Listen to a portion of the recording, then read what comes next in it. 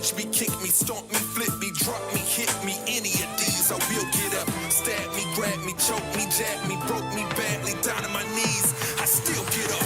You never gon' keep me bound, you never gon' keep me down. I don't see how. I'ma always be around, and I promise I'ma see the crown. Can you see me now? Debate me or hate me, but you never will break me.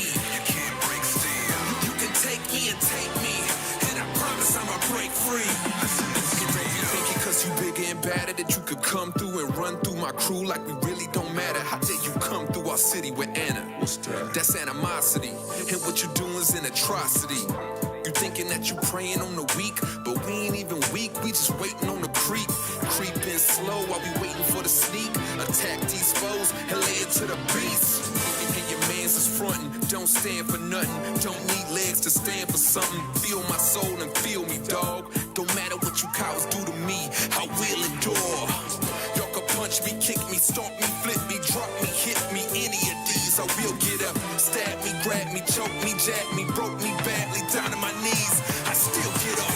You never gon' keep me bound, you never gon' keep me down. I don't see how. I'ma always be around, and I promise I'ma see the crown. Can you see me now? Debate me or hate me, but you never will break me. You can't break still. You can take me and take me, and I promise I'ma break free. Listen, this is real.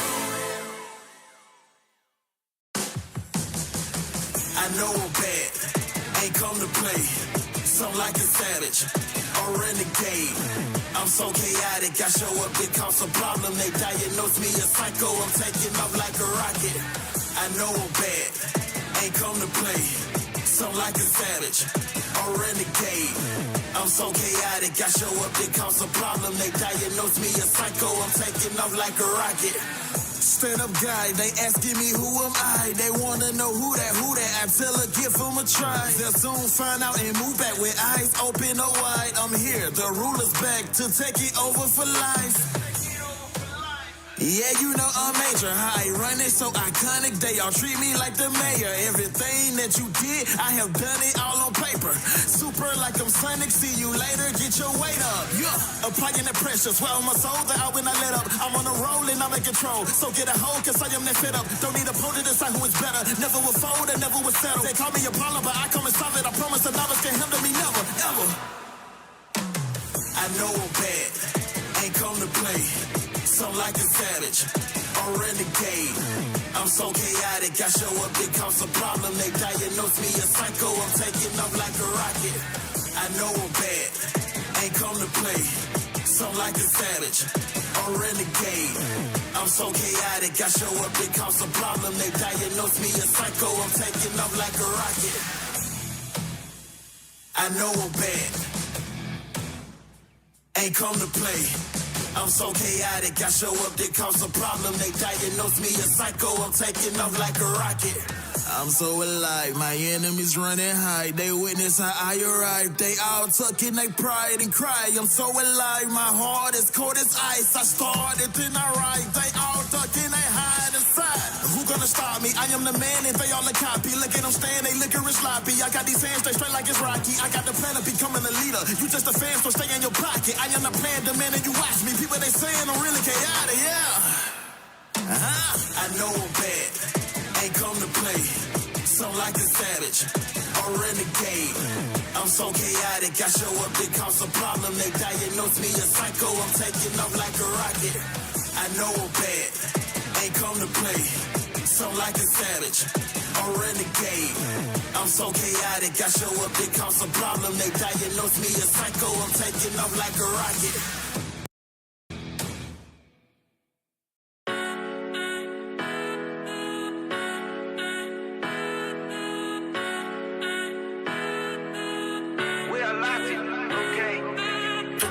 Baby, como nadie, quiero respirar hasta tu aire. No quiero que te vayas de mi nave. Tú me tienes loco, ya lo sabes. Tú te mueves, baby, como nadie. Quiero respirar hasta tu aire. Seth doesn't dance like that. Come on, He bro. This is how they auto. This is how they auto. I'm going to throw a little spiral. Do you know the crit animation? No, I don't. Okay.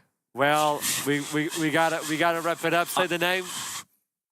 No, come on, just have a guess. I'm there's zero. What's the balls. ult? Give us the ult. There's balls. I did. There's Oh. balls? No. The ult is like a transcendence. A transcendent. Transcendent. Yeah, it's transcendent. Do Do show it. me the animation. It's like a thing. It's a thing. It's a thing. It's a It's a thing. thing. It's a thing. With balls. With You Yes. fling. Yes. And this is the dance.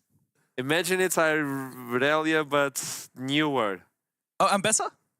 How? That has Guys. balls. Has no Do you not balls. watch content? Do we not absorb content? I have no idea what the dance It's is. not mate. Syndra because it doesn't clink. No, it's really new. See, the thing is, Like, Ambessa it's clings. Really new. It's It's a like dance. really Brain. new. Imagine it's The newest champion. but yeah, Newer. like really Wasn't new. it you know? Thank you. Just I haven't give it seen the trouble. kit yet. My I haven't God. seen the kit. 3-0 It's for been trouble. out for 2 weeks Oh on PBE my or God. on Yunara. Vandal. I haven't- Oh look alike my as I God. well. haven't watched the kit yet. That's not fair. You're such a There's top so many player. videos that have been out for like a week or That's fine, two. man. Focus That's on on me, me now. on me. Focus. These Take guys a are shot. fuck. I Just had 3-0, to- just You like 3-0. just like Alar. Hey, predictions. And to celebrate the fact that today is a day of music in France, in Paris as well, we give you an instrument. Oh, This is yours. that's smart. It's a Ooh. special Wait. harmonica. Do I get one? No, you lost. You lost. got Oh. swept. I did get Can you cleared. do like anything? Can you play anything for us, Trouble? I've got like lip gloss on. I don't want to ruin it. Does it ruin it if I do? I don't think so. I don't know. Play this. Oh, You- I'm sorry. That's so cool. Clutch.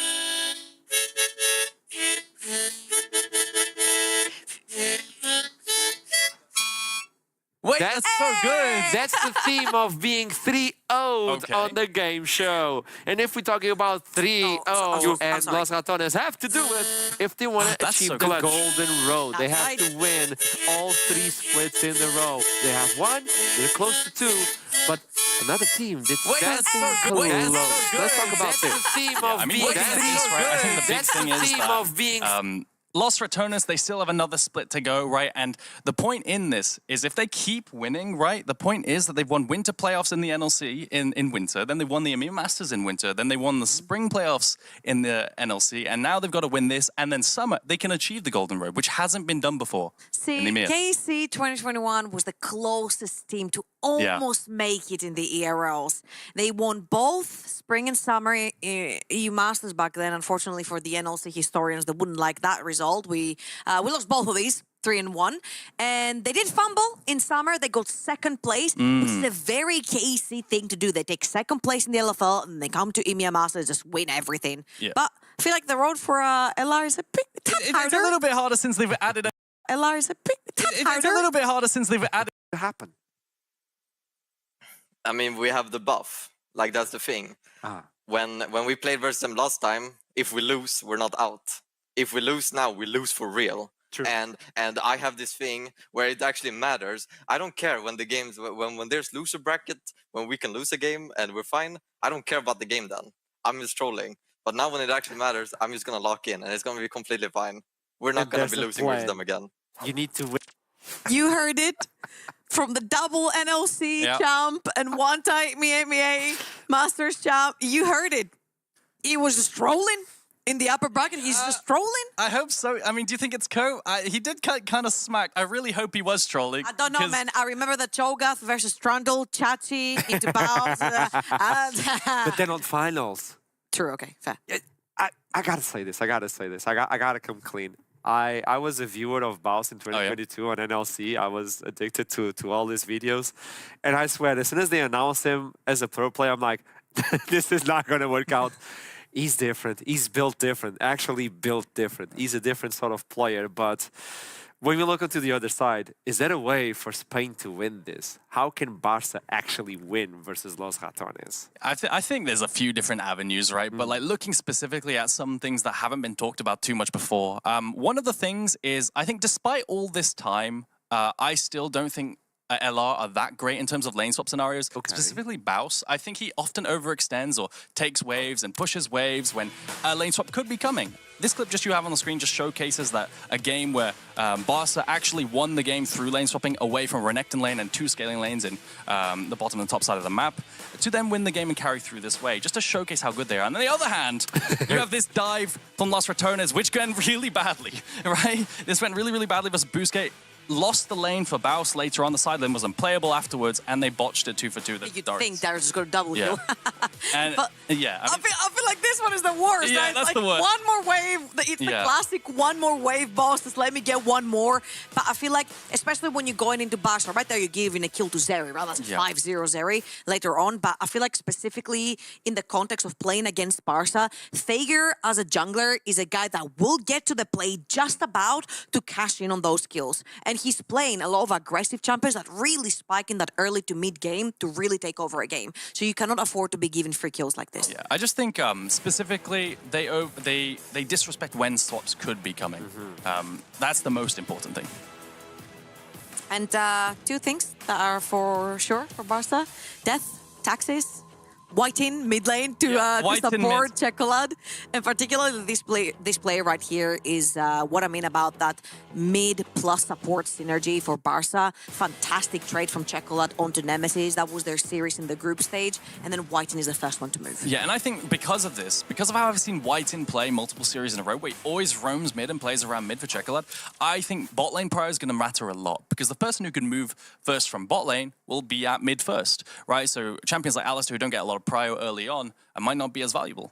And it's interesting that we're showcasing those weaknesses, and it's all clips versus BARCA, the team they have to face. Well, not only you can try to clean those weaknesses because you know you're going to be facing, but I think the opponent have you on the target. And when you talk about this, all those timelines, by the way, the timestamps on those replays were really, really early. So if you give the early game for the opponents, can LR come back from that? Because I think like early game and LR, they don't go well hand in hand.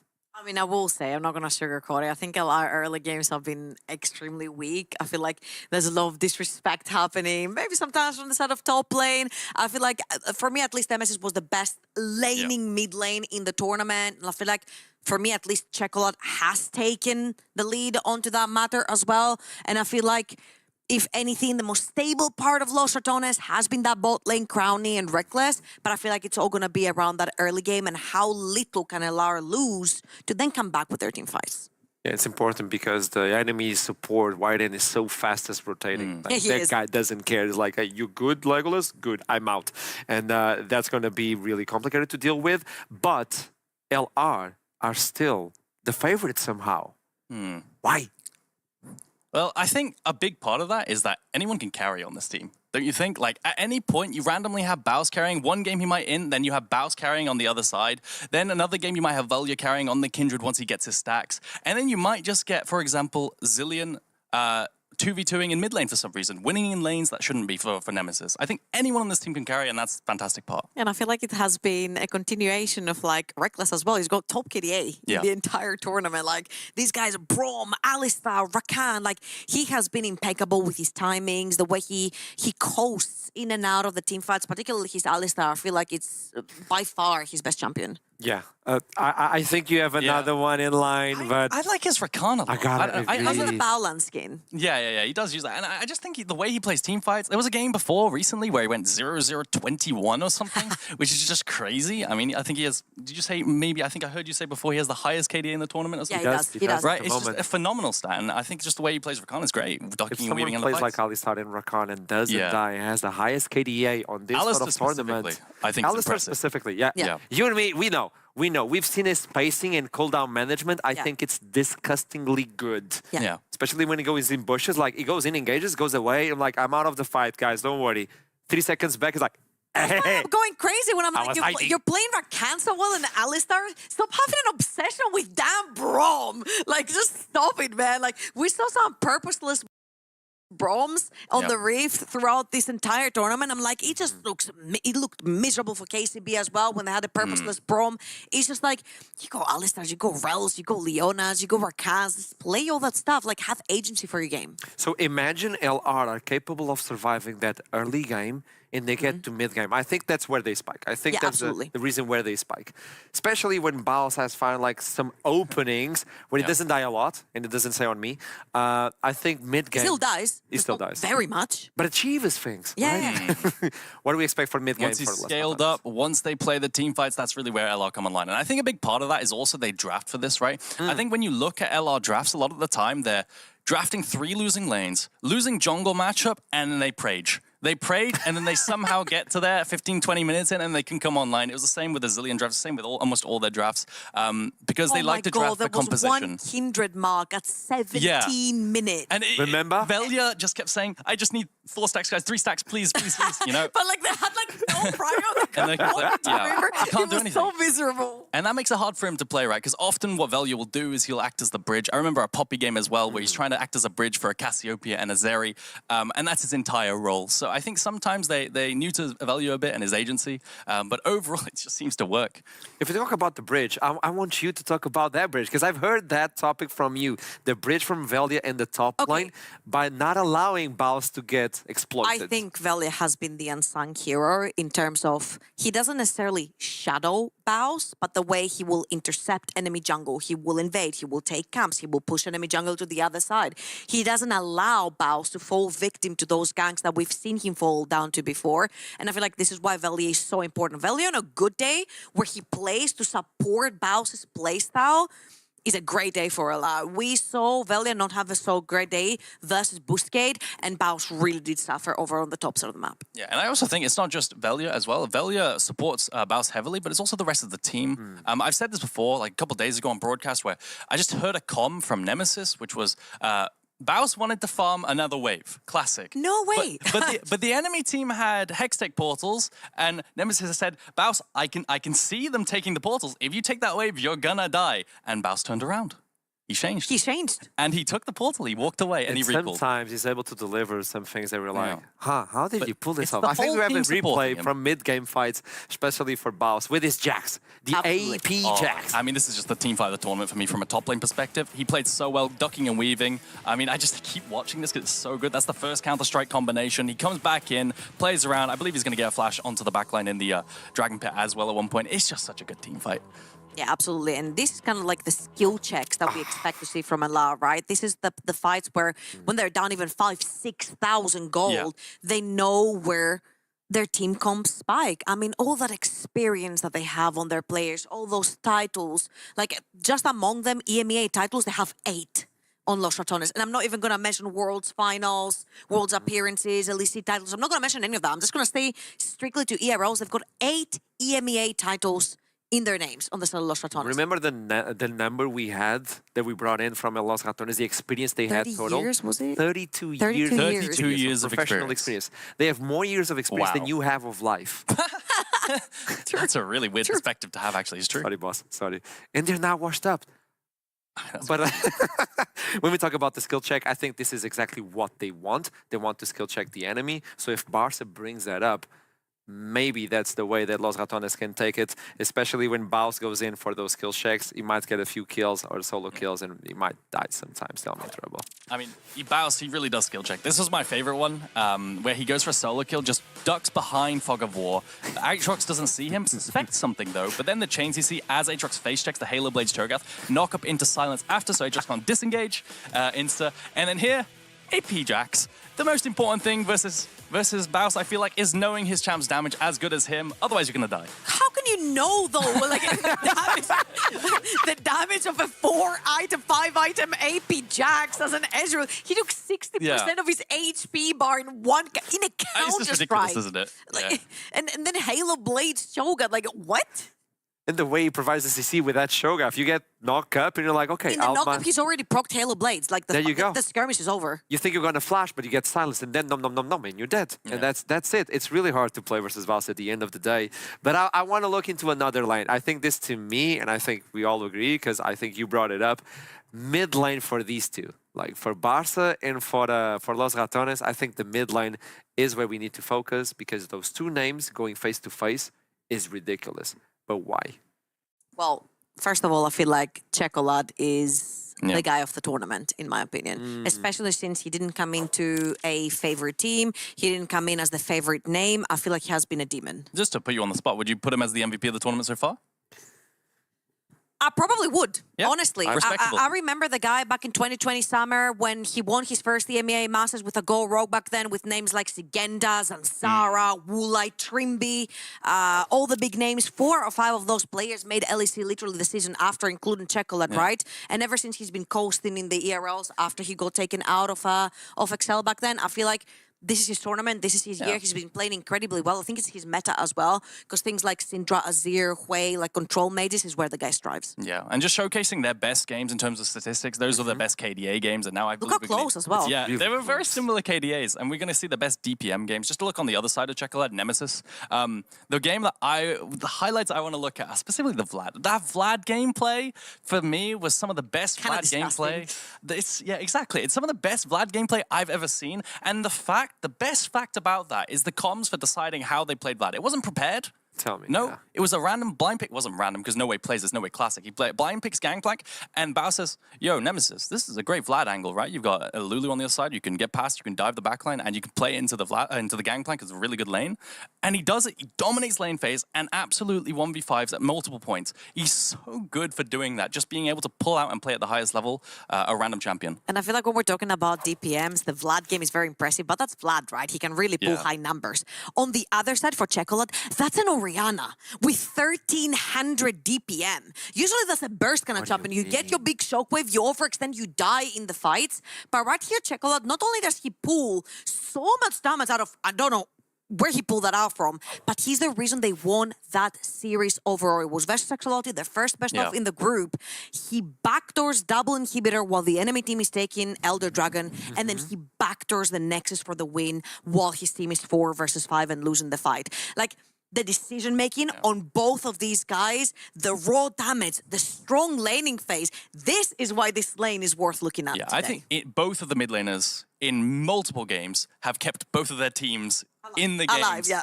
Absolutely, right? Like in so many different instances. You were talking about that example of the Oriana, the backdoor, to backdoor again. That series was way closer than anybody would thought I think it would the be. Italian team has given them more of a series than any other team for Barca, I swear. If it wasn't that Oriana, we could have a different team on finals, right? Because that game was decided by the Oriana alone. It was like, guys, I put you on the bag, let's go. True. Because that Oriana just decides everything. It's not like the team is not playing, but the Oriana. I'm telling you, that was Checolate dragging his team along the finish line. It's like, no, we're winning this. They were like, no, we don't want to win this. Yeah, you're going to win this. So we That was talked him. about, hey, all players on LR can carry, but I think the same applies to Barca. And like the shot callers or the big names, Nemesis and Chocolat, they are the ones to bring it up. Again, look, they're so close in terms of statistics. Yeah. DPM, KDA, and also on this. And I think the word of the day for this series is similarity. I feel like the entire team is relatively similar. And then also the mid laners are really, really similar as well. You have similar statistics, right?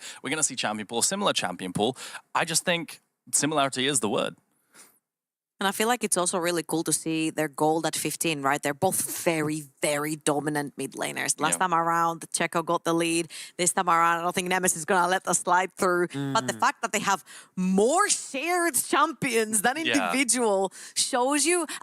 I feel like this is the beauty of this, right? It's both of their meta. The control mages in the mid lane is the bread and butter for both of these guys. Yeah, and you also have the pairing champions. Something that I think is worth highlighting as well is that R5 is probably going to be very important for both of these mid laners because I just feel like both of these mid laners have really deep pockets. Nemesis can counter whatever you're going to blind. You know, you blind pick Rise with the Pantheon, let's say, for example, you're going to face a Cassiopeia, right? I think it's really hard to blind into a lot of these, both of these mid laners, and it's going to show. I actually think it's going to be the opposite. I think these guys are Really? going to be arguing for the Syndra, the Ari, the Talia. I think obviously, early on, like Nemesis does not play the Talia, right? So I feel like for the first 1, 2, maybe third game as well, Azir, Hui, Ari. Syndra, Ari You are can't beat their Syndras. gonna be B1able for sure.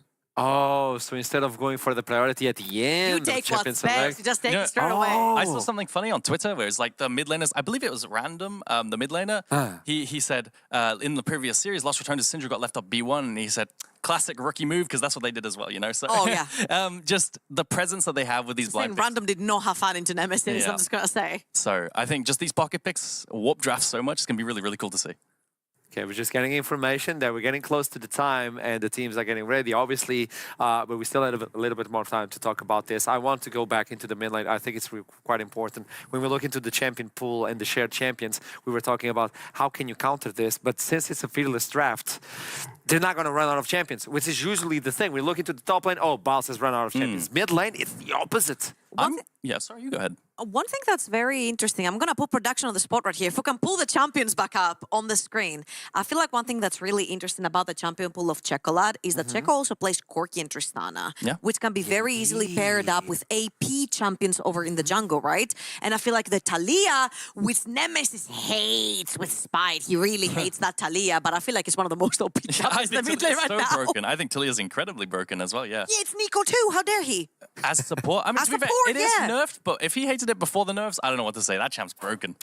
There you go. We got it. There you go. Now you guys have the visual as well. You see the Corki Tristana Talia. Seeing the Talia only on the side of Chocolate is kind of crazy. And you know what I'm thinking about? Like, the thing I'm anticipating most about draft is just what they flex. Because last time I was doing NLC in Windsor, I believe it was the finals, I remember everyone getting so surprised. Like, whoa, the Cho'Gath flex. And the first three they actually flexed it to, was it mid lane? And Nemesis played mid lane. I feel like for finals, they always cook up something. Caedrel's going to cook up something crazy along with Odo. Galio too here, right? Yeah, exactly. It was an Odo, it was a Galio flex.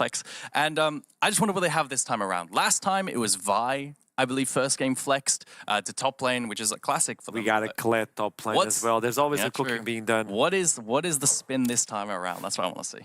Oh, we never know with those guys. I think we never know. And you were talking about Let's not forget the tweaking with the Volibear B1 as well. There you go. When we talk about the mid lane Nemesis going for only AP, well, at least leaving Velia out of the AP route on the jungle, I think they can do that because Baus can play the AP top and Velia can rotate into an ED jungle. So they flex the flexibility. I also feel like with champions brought in, like Kha'Zix, Viego, Kindred, Poppy, you've got a lot more choices as AD in the jungle than you would traditionally have with just Pantheons and Zhao, Nafiri, you know, like the very generic S-tier kind of AD bruiser pool. So I feel like I'm not worried for Velia to like run out of champions because he showed that his pool keeps getting deeper and deeper. May I pick your brains before we start this one? Go ahead. We have a few minutes, a couple of minutes. Much, sure. With we shared that. It's a shared champion pool, by the way. Shared brain cell. When we look into the way that KC Blue got the game from Barca, it was heavy camping on the mid lane, not allowing Chocolat to exist. Versus Barca, they didn't do that, and Chocolat was allowed to roam free, and they shut down Nemesis. Where do you think Los Ratones are going to apply pressure on this game? Is Velia going to be looking to the top side? Or is Velia and Reckless going to compensate the mid lane pressure that they usually apply, Barca? I think they're going to do what they usually do, where they have Velia on something that will cover lanes and ganks and dives until 20 minutes. And then the laners, by the time they've scaled, they can take over. I don't think they'll have some kind of crazy game plan. I have the draft right in front of me. That was Syndra, Lucian, Rel. I never want to see this again ever in my life. It was one of the worst drafts that Barca has actually brought out. And I think that was a really big problem on how they couldn't play through their lanes because they were all just perma anti-prio. So I think this was a draft diff. KC played well, but it was primarily draft Let's diff. see what happens today. Do you want to give me numbers? I don't need names.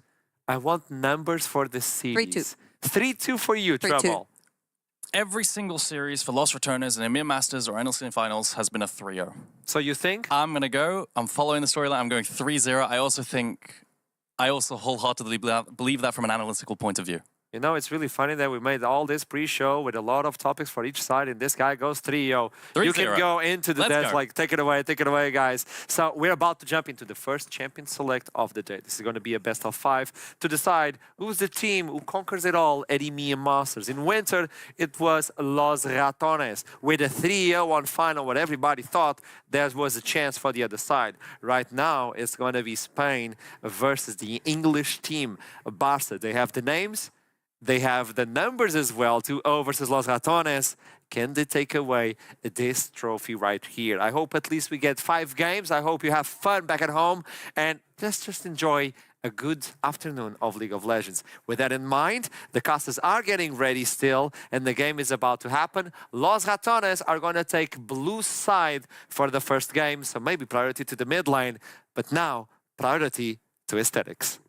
Wow, what a yap from that guy. He's amazing, isn't he? He is. 40 years later, they still put him in the business. I love Staying Alive. I don't know if you ever saw Night Fever. That was my favorite movie, but John Travolta. You've completely Yeah, it was escaped me here. named after Bee Gees songs, but You're yeah. so old. Well, I mean, I follow my betters, don't I?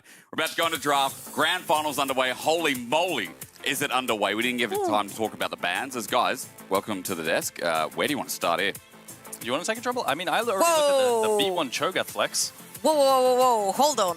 B1 Cho'Gath, Syndra already banned. I was expecting some Ari shenanigan to go through, whoever picks Ari first. Because Nemesis was literally saying the reason Barcelona won that first series in the group stage was because Checolate had Ari in his hands. Yeah, I mean, I'm looking at the Cho as well. They're going to pick Xin Zhao into it, which is really cool. I just like the Vi takeaway, and I really like it when teams do this, where they take away power picks for Baus, as well as pick the meta, because the meta picks also happen to be his pool in the Cho'Gath and the Vi, so I really like that going forward in the Philish. Oh my god, we have got, I think it was Venom Crest in the NLC, where they went into the first game of a best of 5 series and picked all 5 of Baus's chunks. I remember, yeah. Okay. Ari is going to be picked away from Nemesis right here. I would expect something like Talia to be picked here. I feel like Talia, Vi are a fantastic duo. You can set up in lane way earlier than that level 6, and the mid-jungle duo shenanigans can be really, really strong in that. And I know, as you were saying as well, like this is not a Nemesis champion, so Checolate knows he's going to get it at one point or another if it's not banned. We get strong mid-jungle pairings from both. We get a neutralizer for top in the Galio. 80 carries left to isolate right now, so we have to start looking at what to ban away or the engage pairing. Immediately what I look at in terms of 80 carry pool is, so you can get an R5 on support here for Barca rather, is I like the Kai'Sa with the Vi dive composition. I also like Jhin over the top with the artillery to follow up on the dive. And then on the other hand, maybe stuff, Kai'Sa also works, but also Ezreal could be great. I'm just really looking at the Varus right here, because I feel like he has been an S-tier pick for the longest time, purely because of the fact that he can be a very big menace when you go towards lethality, and he always wins lane and you get priority through the bot side of the map. So I feel like if Varus gets left open right here, it would be a fantastic pick for either or. Like for Barcelona, it can hold the advance from the side of LR and vice versa. Yeah, I also like the Varus on the Vi side of the team, because you have a strong lane to allow Vi to clear early, and you won't have her get invaded because you're going to get prio. But again, I really think bot prio is imperative so that Whiten can roam. So R5 support is the name of the game with blind pick R4 80 carry. And as well for Whiten, with how he performed in that semi-finals, I mean, getting him a priority engages crucial in that point too. Double 80 carry ban from Barcelona. Barca. We're just falling into this trap. Yeah. Spain, what are you doing to us? It's technically them. It is. I just want to tweak the name a little bit. Yeah, well, look, I'll at least get it right from my perspective as the double 80 carry bans. What do you think? Yeah, I think Jhin ban enables Varus a bit more. It's usually a pick into Varus, also into MF. So if you wanted to go that route, you could. But I do think that Varus, like you're saying, is the best route for R4 here. I would really like to see potentially Crown even on an Ezreal here. I know he hates the champion. He doesn't think Ezreal is really good, but he's just so good versus champions that really want to dive and all in you. Same thing as Xayah, right? Xayah is fantastic into things like the Vi and the Talia. You can evade so many of their crucial spells, particularly the Vi ult that follows through. So I feel like if Barcelona don't take away the Xayah here, Crowny has been a big fan of the champ. I think another dynamic here is hard engage to dive with, but then the Alistar into it afterwards could be a big deal. Xayah might be a takeaway when you have the Vi. True. Actually, a really good takeaway, you're right. Yeah, with Rakan. Especially with all that dive. On the other side, maybe now it's just going to be a Rakan fish if we're looking at the pairings as negating, as LR, 80 carry into the Xayah. Kai'Sa usually taken here as a response. Zeri in game 1 draft. Yeah, I'm looking at Zeri Rakan, and then maybe a Leona to counter the Rakan afterwards alongside the Xayah, because you want to break up the Xayah Rakan, but they're going to pick this. Enchanter. Straight up hook champions Zeri Lulu. I'm getting a little bit worried right here, because primarily you pick Vi into the Zeri. It's one of the champions that really pins down a sleeper champ like Zeri, and now they've picked Zeri into the Vi. That already has a bunch of lockdown. You've got Silence coming through the Blitzcrank, bunch of CC on the side of Barcelona. I feel like Los RATONES have a very good front to back later on, but Barcelona looking to brawl early. I completely agree, but I also think with the Lulu, I don't actually like Lulu into Vi. I think Lulu into Vi, the ulti from Vi is unpeelable. The dive is unpeelable. So even if you empower with the ulti onto the Zeri, it doesn't really matter too much. The dive is going to go through. Also having the answer, the Blitzcrank into the Zeri is super good. The Lulu rather. It's Plus there's many delivery services, right? Like whether it is Blitz getting a hook, whether it is Vi jumping in, Galio has follow-up here. There's a great zone control from Checolate, who in the last series popped the hell off. I remember the Ara game. I remember the Talia game was actually how he opened was as the Talia well. game, yeah. It was insane. And again, like seeing this draft, you guys are kind of inkling that you're telling me that Barca looks pretty good. I'm inclining towards Barca. I like it a lot more. I feel like you've got slow and scaling, Cho'Gath in side lane, the same as Lulu Zeri down in bot side, and then you're playing for that front to back later on. I'm not the biggest fan of it. You're pointing at a little rat in Nemesis' There's a little corner. rat hat on the left of, of Nemesis, you know? Next to Spider-Man. Next to Spider-Man hat. What does that mean? Why does he own these? I don't know. The rat makes sense. Maybe you become a rat the same way you become Spider-Man. Oh? A rat has to bite you the same way as a spider has to bite you to become Spider-Man. There you go. You become Ratman. Don't test that. Don't taste that, actually. Yeah, it's not one. I don't know what's more dangerous. I feel like the rat's probably more dangerous. Probably, And also, the average size of a Berlin rat is like the length of my arm. Well, good thing he just doesn't live in Berlin. Well, let's not talk about where they live anyway. Let's get their privacy. Welcome to the grand finals. Regardless, EMEA has never seen this version of a finals. You guys were talking about it on desk. Spain versus Great Britain. NLC versus the Spaniards. Superliga. Superliga. It's also right there on the whiteboard if you want to read it. Well, I got a little bit distracted because we are having a 30-second pause apparently. So I won't welcome you in yet. I'll hold off because at the very least, tension builds. Tension builds. All right. Before we get in, let's remind everyone that this is a series that will be on repeat. Both of these teams faced each other in the groups. Barca took this as a clean 2-0. I feel like it was fantastic how they played around the mid lane. Particularly, Chocolate really outpaced Nemesis over in the mid lane. And I feel like that was a big telltale. Legolas right here is about to face all the Avengers coming through. There's once though, and hard engage ain't going to come that quick as we do have a Lulu on side. It's usually the Blitzcrank that does this invades in my solo queue, at least, you know? And the level 1 isn't that great for Los Keeps going. They've got a knock-up on Cho, and that's about it. Maybe a Charm Flash if they want to, and they're feeling feisty, but it doesn't look like they're going to go for it. Deep Vision, though, to track the jungler. That's going to be important. The Blitzcrank lane, what this does is this allows the Zeri Lulu to perma-push in this lane down in bot side and bully under tower. Now, of course, the entire time you've got to be wary and stand behind your minions, but it looks like they're going to go for a repeat. Late invade V2. Holding, right? Just seeing if someone face checks. I mean, they're looking for bot. Surely that's the idea.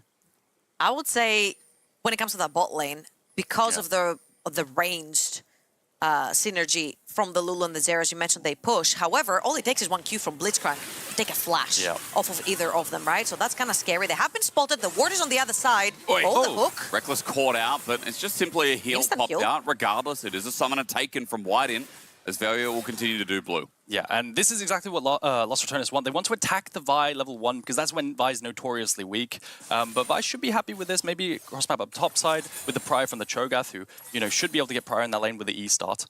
But still, going to attack the bot side, and a split map down in bot when you have a Blitzcrank isn't ideal, because then you can't play too much, and maybe you get dove. Good point. Reckless check PC. We'll just see what happens there. All right. On the other side, I want to say that I feel like Thager is not necessarily too sad about this, because sure, Blitzcrank gives you a lot of setup to try and gank early with the Vi in that level 3, but I think primarily, one, this Vi wants to play around that mid lane. You can still do it through the top side of the map. Yep. And two, Baus has been known to fall in victim to early game good jungle timers. True. So I feel like it's on Baus right here to actually keep track of where Thager is, because early on, burning a flash onto that Cho'Gath could diminish that sort of threat that he has with the Halo Blades up top. Yeah, he's going to have to be really careful about those ganks. If he overextends, gets frozen on by White Knight, I mean, we got to bring it back to the last series with White Knight. He completely got destroyed, let's be honest. You can't sugarcoat how badly... It's the Shen aura. that went. It was, and that's going forward in the series. Shen Yorick, you know, demon champs. No, you don't have to even play the champ. It's because you do play it sometimes. You've got the Shen aura. Yeah, the threat. The I get threat. it. Ooh, hook. It is just simply a hook. It's Ignite for the trade, so a bit of damage going to be done. Remember, Reckless doesn't have that heal from before, so slight advantage here for Barca in the bot. I really like the fact that they're burning the Ignite right here to burn the pots onto Crowny, because in the LPL and the LCK, when you are running barrier on your AD carry, you usually want to take early trades to try and get priority in lane. Right here, Legolas did not have to burn that barrier, but there's no combat spell. Oh, he caught him. Just On he the tried dash. to E out. Crowny's in so much trouble. He'll have the flash, but he burns it eventually while matching from Legolas. The Q reaches tether. First blood over to Barca. That's exactly what I meant by the early aggression. You pull him, you burn the Ignite, you take his cookies and his pots, and then it's just game on. You grab one hook, you can capitalize on it. Yeah, recalled on Cheetah recall and came back with boots as well. And now, like, look, watch this. So he's trying to dash over the wall here, but gets caught mid-dash, so he can't dash away. And then the flash forward from Legolas over the wall as well to chase on the shield from Lulu. Boy. The last tick of the feathers, super nice. Almost, that was rough. Almost, Legolas's flash was a bit too much, but Thager now using that opportunity. It's an invade that starts at red. Velya's going to be clearing away Raptor's team momentarily. Yeah. He has no bot lane I as don't well. like that, yeah. I'm like, what are you doing here? You have no friends. Yeah, he has no bot lane. So what happened there was Thager, he's only had one quadrant. He's been 3 quadranted, covered by Velya up to top side, now down to bot, covering every single invade that Thager's tried to make. And Thager, he's really suffering right now. Whiten over in the mid lane as well. I feel like Thager has a chance right here to cross through mid and double scuttle Velya. That's kind of the price you have to pay. You go invaded, so eventually Velya is going to have to end up on his bot side. He has to clear his bot side, which means that the Vi gets to get the double scuttle right here and back with a little bit more in her pocket. Yeah. We The proxy angle. We talked about this trouble in our BARCA series versus KC Blue, where the roams to mid were endless. Maybe a roam to top's going to be next. Thager's at least here. White Knight low on mana, but all it takes is a quick gank and Bouse is in trouble. The wave was cleared before, one crashing in, one minion denied for that. Meanwhile, Crownie steps up. Auto from Legolas almost gets a second kill, but Reckless saves the day, and Lost Ratones are bleeding right now through multiple points of the map. Lost Ratones early game, anyone? Yeah, the 2v2 is being a bit rough right now. Having the heal burned early means that he dies earlier on, and now almost dying and having to TP back, TPing back here with Bouse. So they're going to initiate a lane swap. Zeri's running up topside. And it's quite early on, so it's not going to be quite a grub swap. Bouse running at them. He's Remember, he's got Halo Blades as well. He flashes in front and he gets it! Reckless gets the kill in the end. White is set skyward. All it takes is Glitterlands and slow, and at least one comes through. Bouse finally looking for the kill that he was denied. And he gets one too. That TP turns into a kill, turns into a weird top lane gank. TP's down in bot side and also has Dark Seal stacks. I mean, this is just Crownie getting caught and then also, you know, from the flank around the tri-bush and then getting chunked as well, having to recall. They use this to initiate a swap because they have TP on top side with the winning matchup from Cho'Gath and Galio. And then he just runs them down because Legolas has no flash from the previous play, killing Crownie. Am I the only one who's just looking at this and I'm like, where the hell does this damage come from? But then you look at the Halo Blades, plus the Lulu buffs coming through, and that's a double kill. Well, technically 1 kill only for Bouse. Reckless. Dark Seal stacks, though. Yeah, but he got the Dark Seal stats, you're Pretty right. nasty. Eventually this will become a Medjay's. Boy, we burn again. Chocolate, good shove back. Wind becomes lightning. Velya not following this one up, but that kill really brought the game back to some kind of even moment because before we're seeing Crownie forced out of lane, Legolas getting ahead here in the AD carry. Top went a bit disastrously.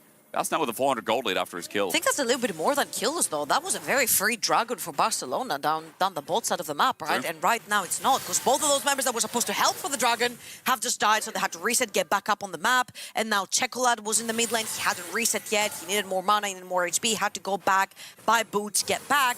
So right now, there's going to be 4 members down the bot lane for Barca. However, White Knight on this Galio, one of his TP available, does have his ult. 3 talent strike connects and Whiting gets charmed out. Easy kill. Even though he gets a charm in, it's another one down. Lost Ratones is starting to pick up gold value in this game. And Trouble, you just talked about that Dragon. Now they're just going to move to the objective easy. Yeah, so what happened was Lost Ratones opted to match lanes again rather than maintaining the mismatched lanes. But now Bouse is going to get ganked. What else can you do? JCC? I mean, Bouse is promising when they're getting a Dragon down bot. Meanwhile, we've got a picture-in-picture because 80 carries are fighting it out. Bouse going to get a knock-up. If he gets away from this, it is going to be a disaster. He's just for walking. Barca. They're going to use Chocolade's ulti, so now this walk will turn into a mild run, shoved away, and White Knight will pick him up for fun. There's something at least in top. And now you have to be very careful down bot lane. There's no level 6 onto Xayah yet, and Velya's over on the bottom of the map. What does Lost Ratones get on the other side? It's just going to be the Dragon for the time being, and Legolas and Whiten will be able to push out that wave. That took a hell of a long time to take down that Cho'Gath. Yeah, the Cho'Gath takes a while to die. You get the blue buff on the side for Velya as well as a cooldown from the Talia. 150-second cooldown on that Talia ult means that both side lanes can now play for a very long time without worry of being ganked by the ulti and the global. And we just got some more issues there. That's why we're having another pause. We apologize, but apparently this one is I love top on its lane. way to being solved. Look at the damage. Both of them just beating each other up. Top Isn't that great? They're just hitting each other. Two big lads. Apparently top laners are stacked. They are. Yeah. It's so funny because people look at tanks like, wow, they do so much damage. It's like, no, they don't. They just hit each other for way too long. It's just so monotonous up in that lane. Well, Game has fished a little bit in Lost Ratone's favor. There was obviously a kill just going down against Baus that brought it back a little bit. Like White Knight has some gold now, but what I'm finding surprising is Legolas getting that early kill, Crownie dying, and then Top getting a quick pick on Baus. I feel like Barca really had the tools to move this game in momentum, but then a couple of quick plays and Lost Ratones have kind of evened it out. I'm going to be very honest here. I feel like if this does go to late game, it's going to be really, really difficult to deal with Cho'Gath, because the second you step up as Zaya or Talia, he actually has the damage to one-shot you. Not only is he going to be quote-unquote tanky, because he goes more for like an AP bruisery build usually on the Cho'Gath, but he steps up onto Talia or on Zaya, these two die. Yeah, it's tricky. I think also, though, they have no tools to force a Zaya ulti, which could be problematic. Running into the feathers and the rocks might be problematic as well. It works really well into the Zeri, Ahri, and Xin Zhao. That might be, you know, the peel is a little bit annoying alongside the Galio versus the melees. And there's not really hard engage on the side of LR. Yeah. I feel like it has been the thorn for them for the longest time. You know, they usually fall into the Brom trap, but right here, White Flash. Hang on, we're getting in. White in, blocked by minion wave though. The Blitzcrank counter is taken now with level 6. Wants Crownie, but wow. Flash gone. A flash away after he rides the surfboard of the Rock's top. But that is a flash gone. Both summoners for Zeri right before the Void Grubs fight starts. Yeah, do they want to contest this still? They still have ulti on Crownie. They've only stole one. Belia got one. I think that's a big win. Do you play for 2? The majority is important for the feats. You don't have the smite for Velia right there. Oh, You have to Charm, commit no, that. Check-a-lad, it's a big fight, and Velia's going to open it up. Check-a-lad fails a flash into the wall, but they turn for the fight. Legolas, meanwhile, sends the feathers out while he gets popped up against, and Nemesis is riding a wave too, but this one is hard to control. Onto Thega, he's isolated, dead too, and Lost Ratones have just blasted Barca into the ground. This can't be happening. Whoever plays versus Lost Ratones gets mind control. The flash onto the wall, Legolas dies with flash barrier up, then Thager cues the wall on the Raptors and doesn't go through. It's an absolute disaster for Barca. Yeah, the flash against the wall for Check-a-Lad really wasn't it, but it was a really nice amount of damage. I think Velia played that phenomenally. Yeah. He absolutely tanked so long in the front line that it's just, he bought so much time, and then Nemesis with the resets was super good. Well, ladies and gentlemen, it seems like it's a pause game one. There's obviously some issues going on. Fnatic. But that fight... That fight was pretty good. I heard Los Pozones somewhere in the chat. Oh, no.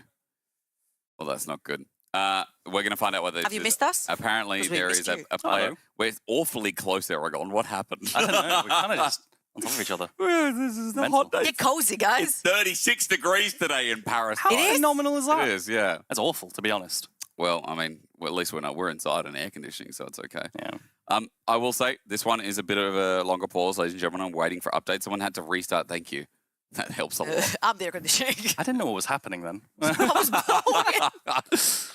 blowing. And yeah, players restarting their PC, so we're going to find out what the tech pause is for the time being. But for now, you have us. So it might be a long day, but that's okay. Barca just got absolutely annihilated in their fight. That was like a not potential game winning, but that was like it's like a 3K gold lead fight, no? The snap engage to steal a grub and then make the play despite having no sums on your Zeri, that fast play to one-shot someone and then get the resets, breaks apart the slow fight that maybe, you know, Barca wants. It was a super good heads-up play from Lost Ratones. I'm just going to say, I watched a few of the Nord videos where they were discussing why they lost to LR, because if you guys don't know, in the NLC Upper Bracket Finals, Nord beat LR 2-0. Same thing as Barca right here. And then when they went to finals versus Nord, they just 3-0'd Nord straight up. And now they 3-0'd Nord as well in the quarterfinals when they played against them, right? And they were talking a lot about the mental block. I feel like the whole nameplates on can actually a lot of the times be a thing. Now, pressure is on, right? There's no lower bracket for either of these teams.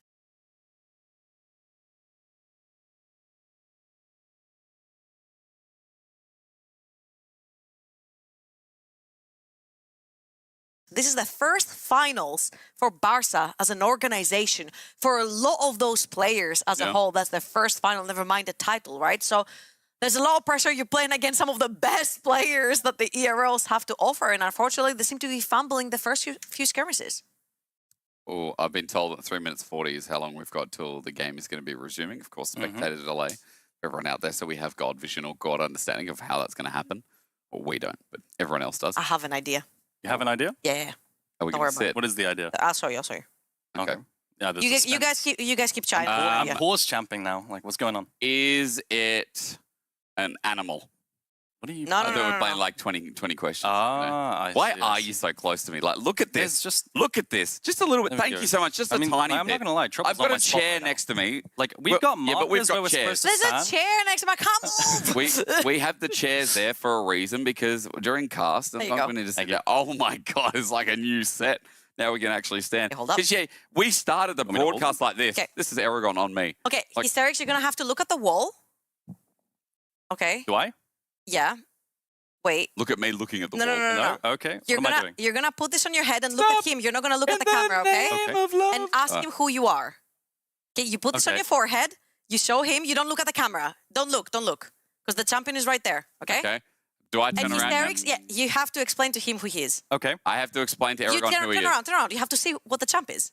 Oh, okay. Did Okay. Okay, did don't they look, see don't it look at there? the cameras. Don't look at the cameras. Did they see it there or not? You don't look. You just look Okay. at hysterics. Okay. Do I have That's to the ask chat. questions? Is that how it's Yeah, you should ask questions and then I'll. Do I do yes or no? Yeah. What role am I? Okay, you can look now. I've hidden it. It's top.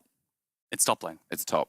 Am I ranged or melee? You're You gotta do the ranged. thing where you separate by halves. right? Ranged. Like half. I'm ranged. Okay, but don't ask like very easy questions. Okay. Yeah. What? I was gonna say, what country am I from? What continent am I from? Oh, I don't know that. I think Is it Ionia? I think it's Ionia, no? Pretty sure it's Ionia. I'm going to say Ionia. It's I- Ionia. no, It's okay. Ionia. Pretty sure. Why don't Now, you- no, it's not. It's Bandle. okay. No, it's Ionia. And I'm Isn't- ranged. Isn't Ionia? No. Okay. Am I I'm Karma? gonna search. No. Am I Kennen? Yeah. What? You can Karma. Karma's Ionian. I said And is a Bandle ranged top City. laner. I said Oh, I didn't hear the Bandle City. Bandle City. Okay. No. I think Kennen is Ionian though. yeah. Because like in the Awaken music video, he fights with like Aurelia and stuff. So and Karma. Does Yeah, He's part of the team. Sion's also there. And Sion's a Demacia. No, he's a Noxian, Noxus, no? is it? Yeah. So yeah. oh, there you go. But they're Also again. I thought they were against Sion in that clip. Yeah, but I have no clue. If you're just joining us, we're filling because there's a pause that's happening. Someone had an issue. I'm sure they're just restarting their PC. Maybe that's why all the little pauses were happening. That's why we're filling like a good old boot on Christmas Day. You know? You fill boots. I mean, the stockings, you know. Ah. Or like so now they make the boots, you know, with the Santa stocking and like they It's stand like upright. an initial at the front. Yeah. You put your kids in. Hysterics, start the game. I will promise shortly. I've got a bottle of water, but it's got branding The on it. button so is I'm right okay. there, and he just refuses to click it. I do have a cup of tea as well. No, this button here, this does bad things for the broadcast. I could start the game, but Press it, you League won't. then dies at the end of this year, so I don't press it. See, that's It's blue button, red button. It's press the button right now, start the game, but League dies at the end of the year, or wait for the pause and start it, and League survives. I always press that button. Yeah. I always press it. Now we're gonna count in because we're about to get back into Oh, the yeah? game. Yeah, we're 4, 3, 2, 1. Happy New Year! Where's You No, just the lied game? to us. Oh no, there it is. No, I didn't lie. Obviously, it must have been White in then who left the game and came right back in. Don't worry about that. He's here. I hope that's resolved. We'll keep you any updates if there are any He tech seems to updates. be moving. He is on the moving. map. That's good. Not to the enemy nexus, I hope. But we come back from the fight That's not solo queue. and thank God, Grubs are taken by LR. They got all three, by the way. So look at that. It's insane charm. Snap engage, the quick play onto Chocolab with the charm from the bush. This is why it's so important to have control over the banana bush. They do have the ward, but still, the charm lands. The snap engage, pops it. He panics, flashes against the wall, and then the resets. We'll just watch Nemesis fly around. The Faker misses the Q through the wall and the Raptors. This is so sad. Legolas survived with flash barrier up. He could have potentially made a play with the blade caller once he had ulted. Faker smashes his head on the wall as well. The whole mind control we're talking about, RATONES might just be real for game one. Yeah, I mean, I don't think it's completely over, right? Like, I do think there's really good parts about this Blitzcrank specifically. Yep. There's no one to really catch a hook. Wait, I do what? feel like it is a hook What? equals kill situation. What is happening? What was the It's an attempt with the global. Okay. Doesn't quite make it land onto the Nemesis right there. It is a bit scuffed, though, I will say. All right. Bounce back to his normal position Okay. between tier 1 and tier 2 enemy. Tier 1 Yep. and tier 2. This time, very good boy this time around. Just pops the ward right behind the tower, turns around, proper laning phase for Baus, as Wow. is. I mean, like, he's 1 and 2, right? And his flash has come up, and now he's starting to stack the feast as well. So, One of the threats is down, though, for him to proxy. The Talia is down for another 130 seconds or so, so he can proxy more as long as he sees Vi, but he doesn't see Vi. You were saying? So... You were saying? He's just going to go. You know what? There Throw he everything out the window. There he goes. He dies. So I assumed he was going to wait to see Vi on the map. But little did I know. Chase goes, you know. Checkalad's going to come up regardless. And I mean, Thega has to be careful because Please don't Galio he again. doesn't have his ult, rather, so he doesn't have to be careful. He's going to play around a little bit. He's going to die. But again, this time around, it's not like there's a massive trade on the other side of the map. That might be a bad death, question mark? However, that's a 4 versus 5 on the map. You're going to get the reset from Vi while Cho'Gath is still dead, does have the teleport, and in 25 seconds, you've got the second dragon coming up on the map. First one collected by Los Ratones over in the early game. And let's see, there is no items actually currently on both those 80 carries. Level 8 just now for Cho'Gath, for Legolas, sorry. Playing with his Crownie in the meanwhile. Let's pay attention. TP is going to be poured. 5 members are going towards bot, and Barcelona want to get themselves onto Velia. Now that Baus is here, though, this is going to erupt. Everyone paying attention to the second dragon. Onus is on Barca right here. They have the Vi ultimate into the Galio combo. Hook lands, and it's a kill as well. But they're going to move in. It's gone. It's just gone. It's feasted. Baus got his 5th stack, and now they're looking for the fight. The charm again forces out the feathers to fly over the wall. Nemesis runs in, but with a wild growth, it's a bait. It's a ruse. He will die eventually. But the defensive play from White Knight keeps Los Ratones there. Crownie in full ulti. It's 1 for 1 so far, but Nemesis was looking a little bit more. Velia finding Legolas. That's what he wants up next, but Shielded Ran holds him in. Velia way too greedy. Crescent Guard pops out at no health as Crownie tries to save him. Reckless is the savior, though, really. As White Knight whittled down, and Crownie, if only he had his ulti, would do something as Baus is looking for the mid lane, and ulti out from Checkerlad. A 1 for 1 in the end is all that was taken. That is so miscoordinated by Barca. There is no Talia ult to begin this dragon fight, to break them apart, to try and scout. They're too late to the party, so they play spectator mode for majority of that. And by the time they go in, they're stuck in a choke point. 4 versus 5, because Chocolate never joins them. I think the idea here is that Legolas ultis and they play in this choke, right? With the feathers in this choke, the threats of it. The 4-man knock-up is so good. And then you have Checkerlad never joining this fight. The disengage is there for Barca, and then they can hit mid with a grub, I believe. I feel like if Talia was there, that fight would be over for Barca. The 3-man knock-up that White Knight managed to get onto the Galio, into the taunt, into the knock-up as well would have been fantastic. But again, there has been some mismanagement with the ultis. I feel like Barca are really overreaching to try and make plays mid by sacrificing the Talia wall over and over again. And this time around, it was also sacrificed to get away from a Cho'Gath that was chasing Chocolate over in the mid lane. So, again, cooldown usage has not been the best for the Spanish team, and so far LR find themselves in a 2,000 gold lead. Yeah, and now you can see Reckless is pairing up with Velia here. With the Enchanter plus Xin Zhao combo, you're essentially invincible. And this really sucks for Thega. Right, you really want to play on this Sundered Sky Spike, but you're really not allowed to because you don't have your support. And playing towards Nemesis as well. I mean, this Ahri that's doing well in this game gets a bit more resilience, or rather a priority, as Nemesis just takes more plating as well. That 2k maintained to a degree as Baus is proxying. Checkerlad wants a kill, and he should be able to find it. Seismic shove, bit of poke damage. He does have a proto belt, but the rocket grab in makes it a little bit easy, and Baus is just going to try and kite it out. Maybe get a kill on the way, but unfortunately, the Feast won't finish the job. Not quite going to lose his Dark Seal stacks there as well.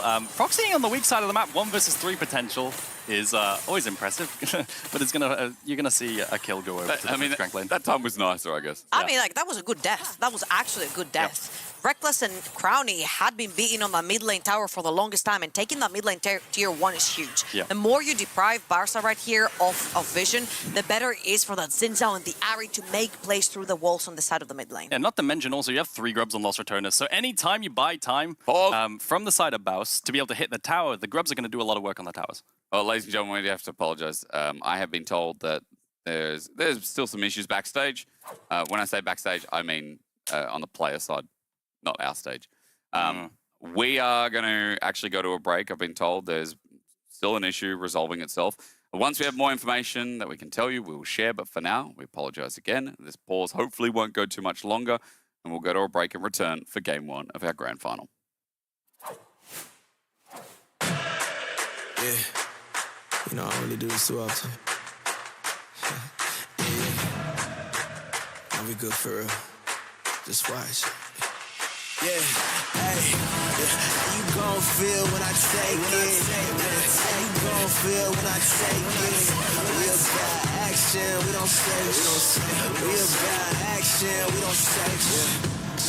I'm in for the crown, I need my fitting. I don't stay in rooms that I don't fit in. She swear that I stay up on her mind like a fitted. Ain't that cap? She probably wouldn't give me time to find her out. Please see me, email me. I need all formalities. I need all incentives. This money's about the only thing I mind like my business. That's black on the type of wave I've been on. And it's always got to crash like it's Windows. Need all of that and more. Give me all the glow. Give me one play. I'm on 24. Kobe right in that hour. Shot wet just like showers. Tell me who got all of that power. Oh, that's me. I carry loaded team. I get that ring, I'm MVP. No, that ain't MVP, just like cement, I'm in these streets. No opportunity, knock at the door, I give you keys. My mama raised me selfish, I don't share, I play for keeps. And that's all game time, know that win, all mine, I'ma keep it, baby. How you gon' feel when I take it? How you gon' feel when I take it? We about actions, we don't say shit. We about action, we don't say shit. Yeah, how you gon' feel when I take it? Yeah, how you gon' feel when I take it? We about action, we don't say shit. We about action, tell me how you gon' feel. Yeah, when I take your spot, tell me how you gon' feel. Yeah, only thing I need is time and this is on shit. Yeah, tell me when I take your spot, tell me how you gon' feel. Tell me how you gon' feel. Yeah, hey, how you gon' feel when I take it? How you gon' feel when I take it? We about action, we don't say that. We about action, tell me how you gon' feel.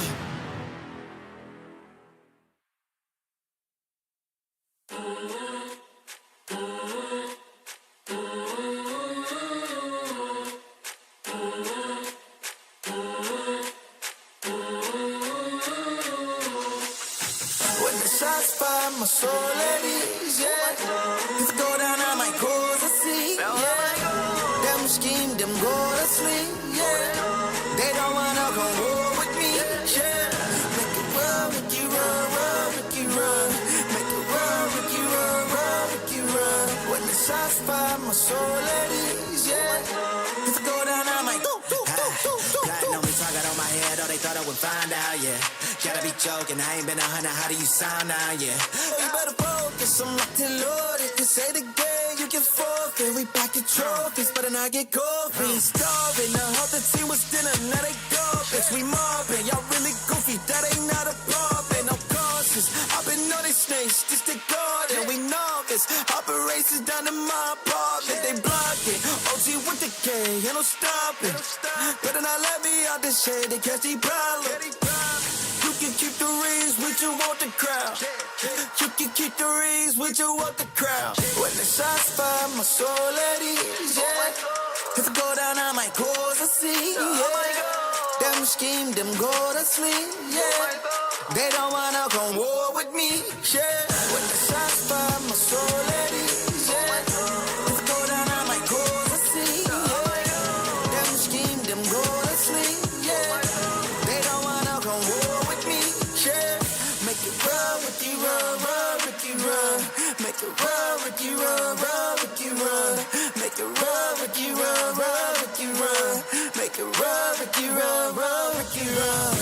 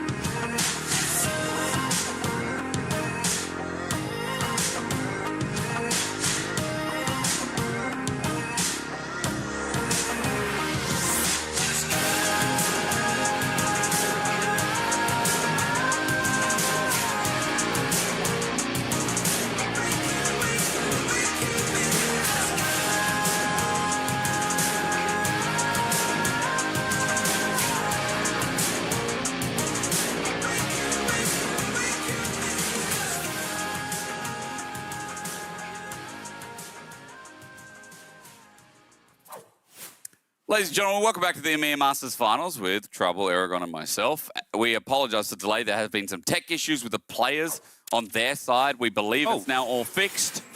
And we are back into game. This delay, hopefully, as Blue Buff just gets yoinked in, won't set off the players too far, as we know. That's the extent of it.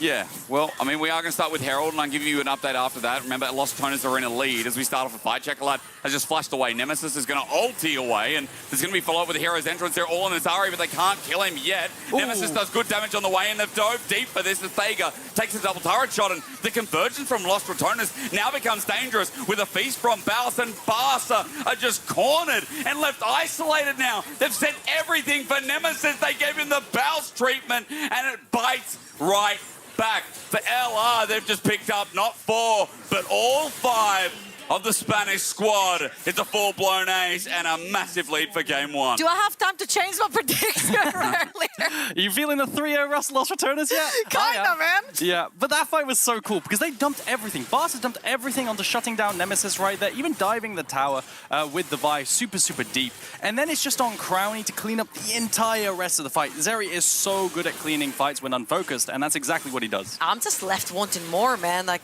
Chocolate has not had one good position in a single neutral objective to set up BARCA for success. And we were casting his Talia the other day, Hysterics. Like, his Talia is really good at setting up his team at objectives, pinching people, forcing flashes.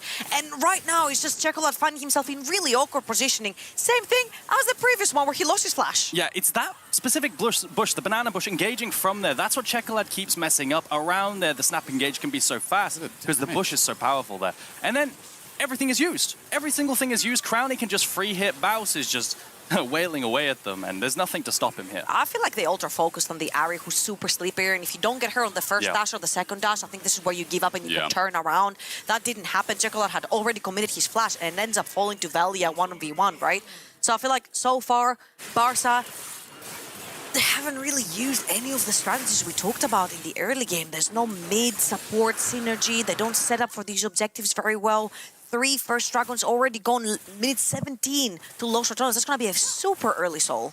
Yeah, diving very, very far forward. It's really, really hard for the Xayah to even take part. They're not playing off of the hooks, where I still feel like 1 hook equals 1 kill, except for how tanky Valia is now. Shortest bop ever. Yeah, I know. It's going to be followed by an even longer ride, though. But they're going to get the knock-up on the way through. You see that Valia does it so that he can get some safety. Crescent Guard will follow that as Hook goes into a minion. White-in, unfortunately, not able to converge. And with half the damage on the turret there as well, 4K gold lead. Crowny is left alone because BARCA grouped up in a massive unit, so more damage done to mid. That was also really cool. He used the Reef Turtle to get vision in that bush and knock anyone up that's in there to make sure that it's safe to push for the tower. Has to burn his ult, but it's fine. There's no neutral objectives currently under play, so that Zin's ult will come back up. And I really feel like this Blitzcrank value is getting lower and lower and lower. The tankiness of the Xin, the raw HP from the Bruiser items, and now Baus is even building tanky items. He loves these components. We always see him sitting in chain vest and stuff like this. It's going to get harder and harder to actually make plays off of the hooks that you land versus these tanky champions. That's reckless. He's going to stop this recall here. Make it annoying for White-in. Maybe even get a kill because Nemesis is ultied. Orb of Deception out. Waiting for the charm. That will connect. And Baus, it's a free stack, isn't it? He just autos for it because he didn't have Feast up and available. But it's going from bad to worse. And you know, you got to feel for BARCA a bit. They obviously had some tech issues. They came out of the pause into a big fight. And you know, momentum's not really a meme. It's very real for teams when they have to put themselves back into the driving seat. And obviously, you're saying Trouble. In the early game, at the very least, the first 10 minutes, there wasn't much driving from the mid-jungle duo from this comp. So it has definitely gone from bad to worse, to say the least. Not only that's the case, but also Aragon said it very well. Blitzcrank loses his value. Vi becomes a non-factor when she falls behind. She's literally just 1 ult. And I feel like at this point, even if you were to dive a Zeri all the way in the backline, which we called very defenseless earlier on, right now you've got such a beef line around you with the Xin, the Cho'Gath, Lulu offering even more protection. That is just so difficult for Thega to just choose a target and say go. Yeah, and now I'm looking forward into the future. It's such an early soul, right? It's going to be about 21 minutes. And Thega there was looking for a flank, but that gets scouted out by a blue trinket as well. So prepping for these team fights, looking for picks on side lane with the Vi's very common. Check a lot in trouble. No a rupture up and an instant beat. Baus looking for a solo kill. It's a shove back though, but Baus with flash will not commit. Thanks to Phase Rush, Chocolate is alive and safe. Whew, his flash just came off of cooldown as well. That would have been so disastrous. 10 seconds for that attack and you lose your Talia, you lose your setup. Yeah, good discipline from Baus too. He could have flashed the knock and then got a kill, but maybe he values holding the flash TP behind for the him. dragon. Okay, well, maybe now he has to actually use it. Yeah. Rare to see him lose a cannon, or at least want to, but as he runs for his life, he gets his Swifties into motion, or rather Moby Boots. He wants also to be safe from this blast cone, but Wyden brings him back in. Shielded Durand and 4 members on top means Baus will eventually die. While Atakan is getting started up, I mean, you saw the Vi, you know this is free, so again, good death. Another good death right here. Picks up, what, 4, 5 members, the entire group of Barca over on the top side of the map, both sides of the map. Los Ratones just take the attack and thank you very much. Now, it will be kind of worth it for Barca if they do manage to get that mid lane tier 1, and I suppose they will because Ari just showed up on the bottom of the map and Baus is still there for another 17 seconds. So that is a pretty good push right here from Barca. Yeah, XP is going to matter a lot too. You've got ranked ultimate on the Lulu now. Oh, you're getting away from Seismic Shove. He went in instead of going out. There's the Crowny ult, though. Shocking everyone within range onto Legolas. A defensive ult as Value's already pulled out the Crescent Guard. Barca are deep in enemy jungle. They're getting sandwiched. They're getting crunched with a teleport. It becomes a disaster. Waiting to play. Baus with the one-shot. Value with the kill in the back. And White Knight with nowhere to run. Just when it looks good for Barca, Los Ratones snap them shut. An extension into the enemy jungle, trying to find Velia here from Barca, but they just can't quite pick him up. Velia then flashes over, finishes off Chocolate, and it's another 3-for-0 play. It's just a stomp this game. Yeah, I feel like from Barca, the commitment is just so half-hearted, right? There is no champion selection to go all in on one. I feel like there was once onto Nemesis, they overcommitted, and ever since it's been very, very scattered. And especially when you put yourself in a choke point, we can get flanked from many sides from Los Ratones when their champions have so much agency in playing that way. As Thager's going to find Baus. But I think Baus wins that. this. Ulti comes up in a second. They're going to pull TP. But they're committing teleports to Baus again. And Dragon's up in 15 seconds. You see jungle top. I've used the word disaster this before. is a disaster. Yeah. That's what I was thinking. The comedic timing could not be better. And jungle just dies. Chocolate sent skyward and Baus is on the run, but he's got Reckless by his side. This is going to be a double. This is going to be trouble. And Chocolate now regretting their decision.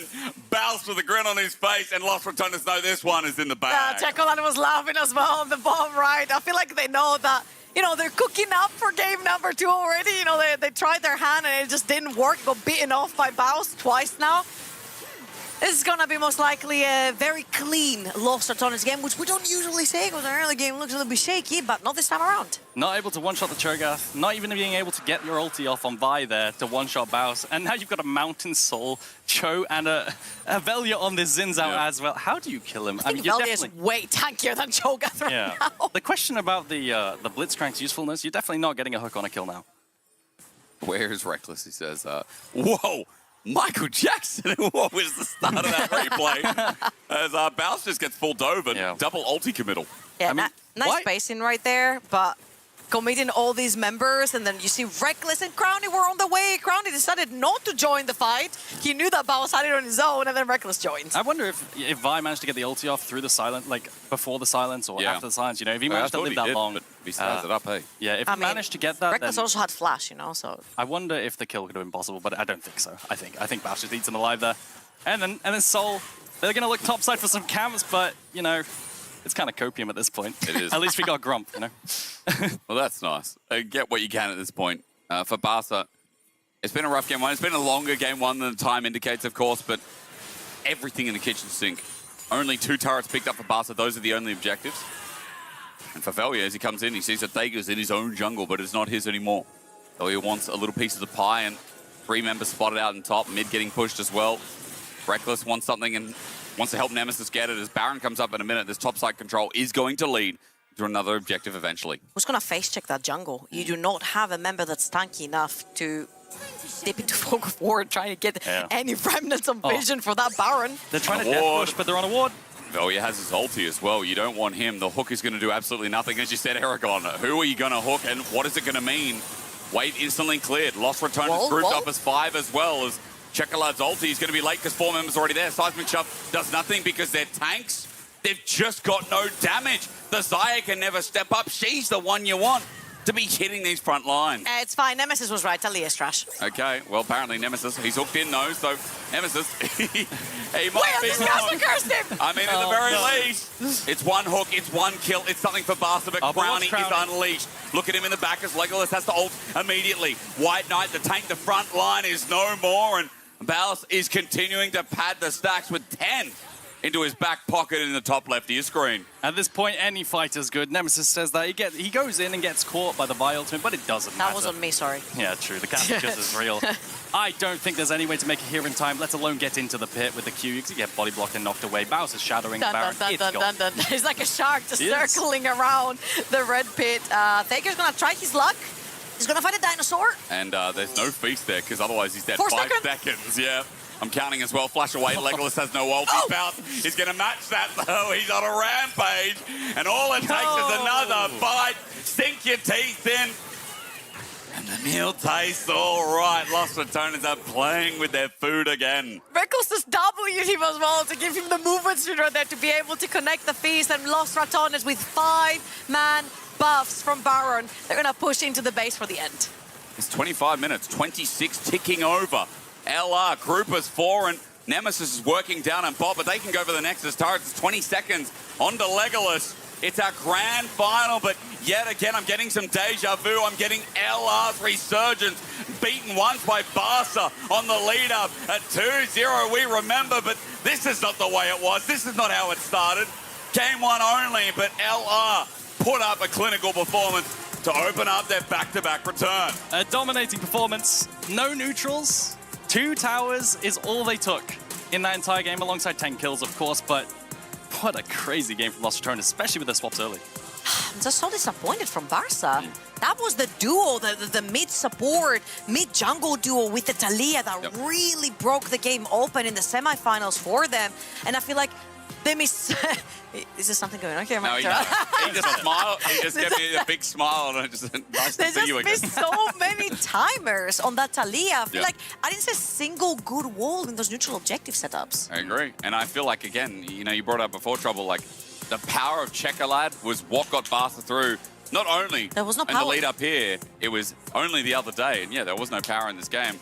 Artrom's alone, isolated on the desk. He's got no friends. I'll join him. It's okay. So, well, just like real life. I'm coming. No, join in, Trouble. Join in. We're going to give it time. We're going to give time to Trouble to join us on the desk. Meanwhile, Eragon can just take a nap, rest a bit. Aesthetics can go take a nap as well.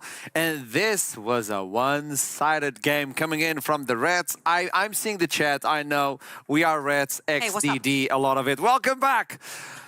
Wow, what a performance we built up. I don't want to say Eragon was right on prediction, but I don't know, man. Do we scrap the entire like pre-show? Like, it's so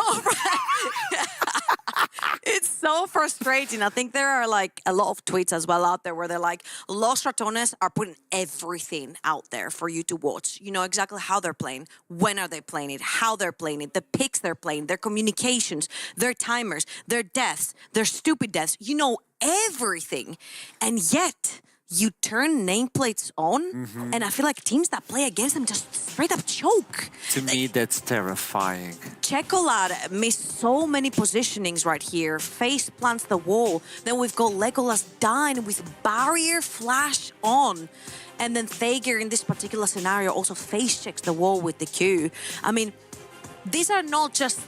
These are micro mistakes, right? These are I'm tweaking right now mistakes.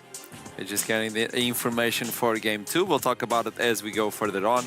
I think early game was interesting in favor of Barca for a few minutes, but we talked about this a lot of times on the NLC. One mistake opens up a big wound you are not capable of healing when you're facing the Rats. Absolutely. I think Crownie was also outstanding. The Ari from Nemesis. Everybody's looking at Baus, I understand. I'm not gonna lie. Still. I don't think we saw Nemesis. We didn't even see necessarily Velia that much, but he kept picking up kills. He didn't die once on this Sinsao. I feel like the whole team played together very well as a whole. And the most important thing is that Lost Ratones again played a composition with absolutely zero engage. They had zero agency in this game. It was Barca that kept throwing their bodies at them. It's always the same. It is. I think Los Ratones' engage tool on champions is, hey guys, let them engage. Rocket belt. Rocket belt is the engage tool. That's the engage. It's the rocket belt from Baus that he plays on everything. I expect like Look, a rocket I'm telling you, belt. man, Nemesis did nothing this game almost. It's so shocking. We also talked about it. Everybody can carry. And when you look at Reckless, an Enchanter versus a Blitz, and you wrap up a game on 1-0-19. Actually, this is a very scary game to play Lulu because one great wall from Talia pinches you in a corner. Done. Someone takes your flash, blitz rank hook, you go diving into you. You've got the like. It is so difficult to play very squishy champions, and also picking the Zeri into the Vi is counterintuitive, right? You usually pick the Vi into the Zeri to be able to pin them down. May I ask you something? Okay, you've been watching League for a long time. Okay, I played competitively. Let's not talk about that. That's the past. But I watched Reckless. He played as an AD carry, one of the greatest AD carries to ever live in League of Legends.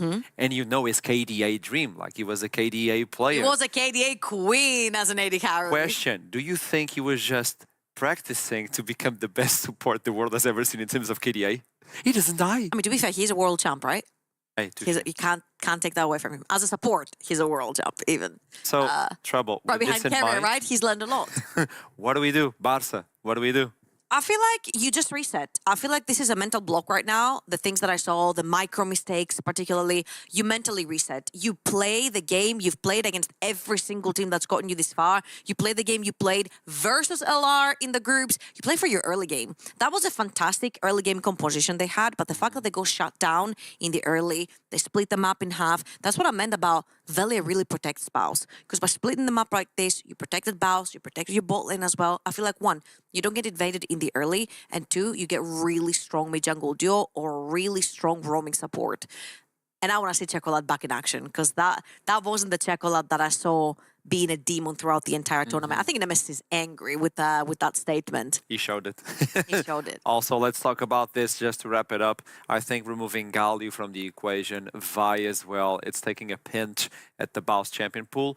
I don't think it's an issue anymore, but teams try to take those champions, those comfortable champions. You know, the Sion is there, the Gragas is there, even the Volibear is there, but at least you take a few. I expect Gragas and Sion to be banned for the rest of the series. So technically, his two most prominent champions after those would be possibly the Jax and then the Volibear. So you've got two left. You got to pick wisely. Maybe even the Khaled. We've seen it on finals for the NLC, so maybe that. After this game, to wrap it up, as the chat is going wild with it, XTD, we are rats. You made a prediction of 3-2, not knowing where it would land. First game, what would you say? Change my prediction. You can change your prediction. Okay, I think But this is official. If it goes on like this, I think it's looking like a 3-0. LR are running on all cylinders, especially when you don't see them make any of those mistakes in the early game and just taking games so cleanly. Like, they didn't lose a single neutral objective, and they were just so assertive with the way they walked into those neutral objectives through that fog of war, taking flashes off of Chocolate, right? That was a fantastic display of how to play as a team when you literally have zero engage. Like, the peeling game that they played through fog of war was fantastic. I also think Velia is a ninja, or was a ninja back in the day, because he can be silent, he can be deadly, he's always doing something, even if we don't see Quiet it. force. Yes, even if he only has one stack on a Kindred. With that in mind, let's toss it to a break before we come back for Game 2. Los Ratones leading this way like they did at Winter. Will it be back-to-back? We don't know. I'll see you soon.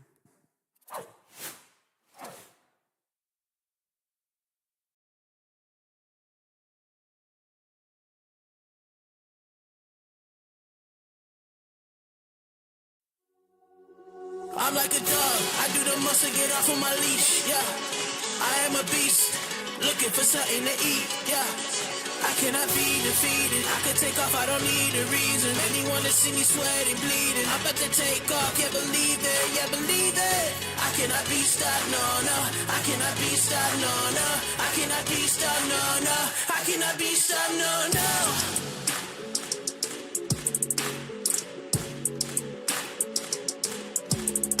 Man, I feel like that was my best intro ever. Yeah, not bad, hey, not bad. Talented. I can go pro. You know it as well.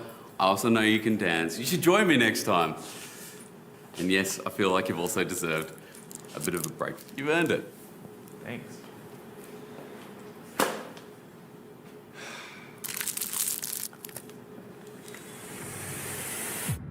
Even the biggest champ.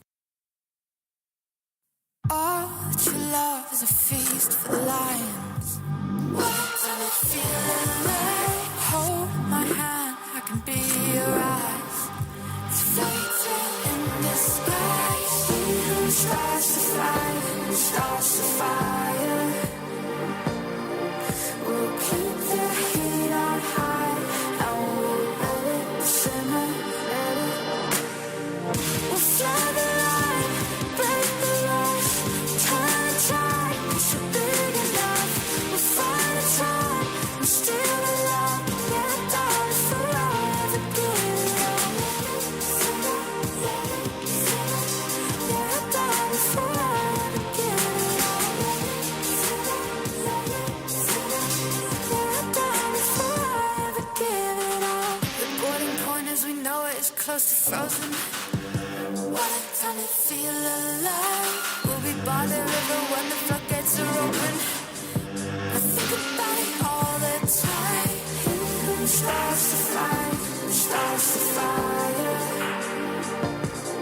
We'll keep the heat on high, and we'll let it simmer, let it. We'll fly the line, break the rush, turn the tide, 'cause you're big enough. We'll find a time, we're still alive. Yeah, darling, forever give it up. Yeah, darling, forever give it up. Yeah, darling, forever give it up. What a time to be alive. We've reached the boiling point. It's overflowing. We'll climb the gates or tear them open. We'll fly the line, break the rush, turn the tide, you're big enough. We'll find a time, we're still alive. Yeah, darling, forever give it up. Yeah, darling, forever give it up.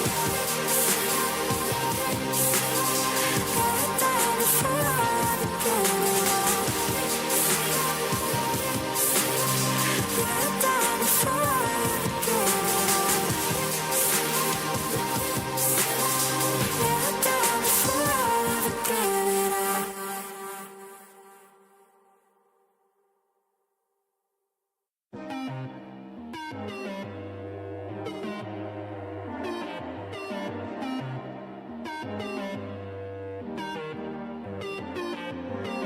My body's numb, a stranger to my soul.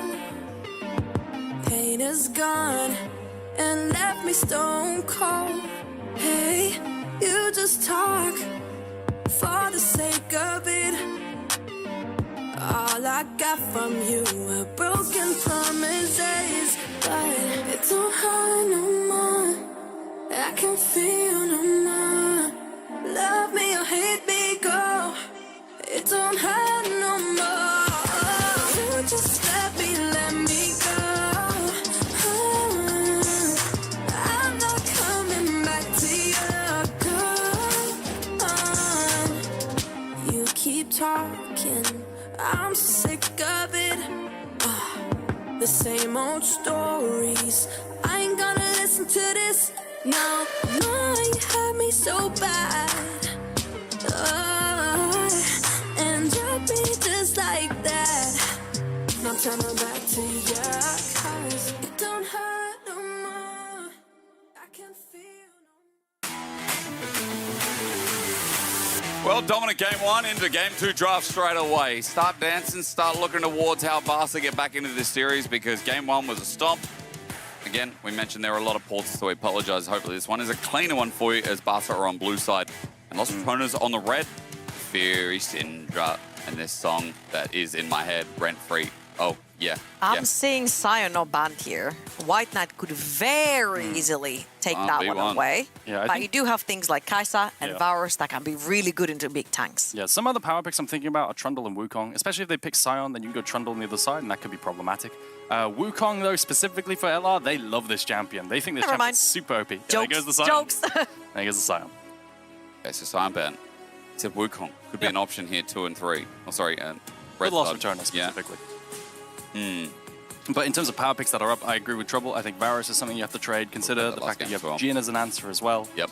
I'm also looking at Azir here. Because Yeah, both me too. Chocolate and Nemesis play Azir, and they're more than willing to be one it. So I feel like Azir could really fit more of like a slow-paced game, if you will, for the side of Barca. Try to maybe scale into the late game, and with it being open right here, could potentially be a pick. Rumble banned away because they have no Galio into it. There's the reason why I'm a bit cautious on this is because you're probably going to answer it with something like Hui. That's usually a Nemesis is one of his go-to answers at the very least. He'll go pick the Hui out and you just outrange and win the lane. Then you're looking at pairings like, I still think the Wukong is probably one of your better answers. Or trades, rather. You go Hui Wukong? Hui Wukong, I think it's playable for sure, yeah. I think it's completely fine. Just don't think there's that many other options. Velia's Viego's open. But I think you probably drop that for future games. Pause. I saw the Aurelia. I mean, Barca's playing so much of it in solo queue. It's like AP Aurelia, AD Aurelia, Yeah. whatever. But Yeah. I'm glad we're not seeing that. As you said, Wukong best jungle option, potentially.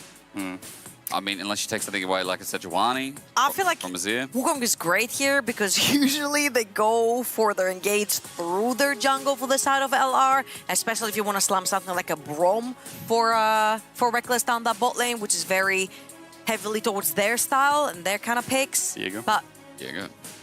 I'm not a big fan of Viego in general. I don't necessarily like that champion or the early game pressure that he does create. And with Azir, you could potentially go towards something like more of an AD-oriented kind of jungler. We've seen the Lee Sin coming through Thager as well, which you can make early game plays through. Yeah, you can make Lee Sin plays through that. The Kha'Zix was brought out by Velia. Whoa. That probably won't be brought out by No rel. Thager.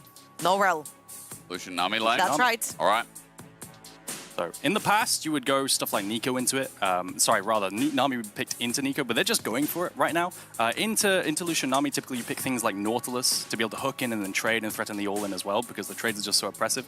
And it would be good with the nature of Viego, who likes to play off of that instant burst. I kind of really like Renata into this. I really like Renata into anything like Lucian Nami oriented, because usually Lucian likes to dash forward, and Renata likes anything that likes to dash forward against her due to the nature of her ult. Jhin was the highest KDA champion for Crowny over in the NLC. He had an insane record, 30-something KDA throughout the entirety of NLC over winter and spring. So by far one of his best champions the entire year. Yeah, I'm already looking at Lost Returnus' draft as well, and I'm looking at a lot of range with Jhin and Hui. I think they need a bit of engage and CC to set up their spells. Something like Nautilus, Alistair, Rel, these Leona. champions are exactly what I'm looking at. Yeah, Leon is also good, but I prefer Nautilus the most out of any of these, and I wouldn't be surprised to see some bans to set this champ up or be banned away. Okay, well, Ornn at least taking an option from top. I mean, is that fishing for anything? Is that showing anything? Or is it just the fact that White Knight, probably needs to be on something engaged, something like a front line? Yeah, they need like some a front line. They're Ornn. banning away like a Azir, Ornn, kind of front to back, insane scaling team fight. I'm just kind of worried right here that your answers for engage through top lane, since Sion and Ornn have been taken out, are things like the Gnar, which is like a very conditional type of engage. White Knight really likes to gravitate towards the Gnar, and you could end up facing that into a Jax potentially, as you have the R5 from the side of Los Ratones. But I'm looking at the engage options that you're getting right here for the side of for the top side of the map for Barca, and I'm thinking Sejuani could potentially be one. Things like Maokai I in the think jungle. Maokai is the classic. I completely agree with you. That's what I was thinking too. Notice how all the engage supports are also pinched. Jarvan's gone for the immobile carries of Lost Ratones, so your jungle pool is pinched and engage support's a little bit pinched. You go Alistair here if you want to, just to get consistent setup.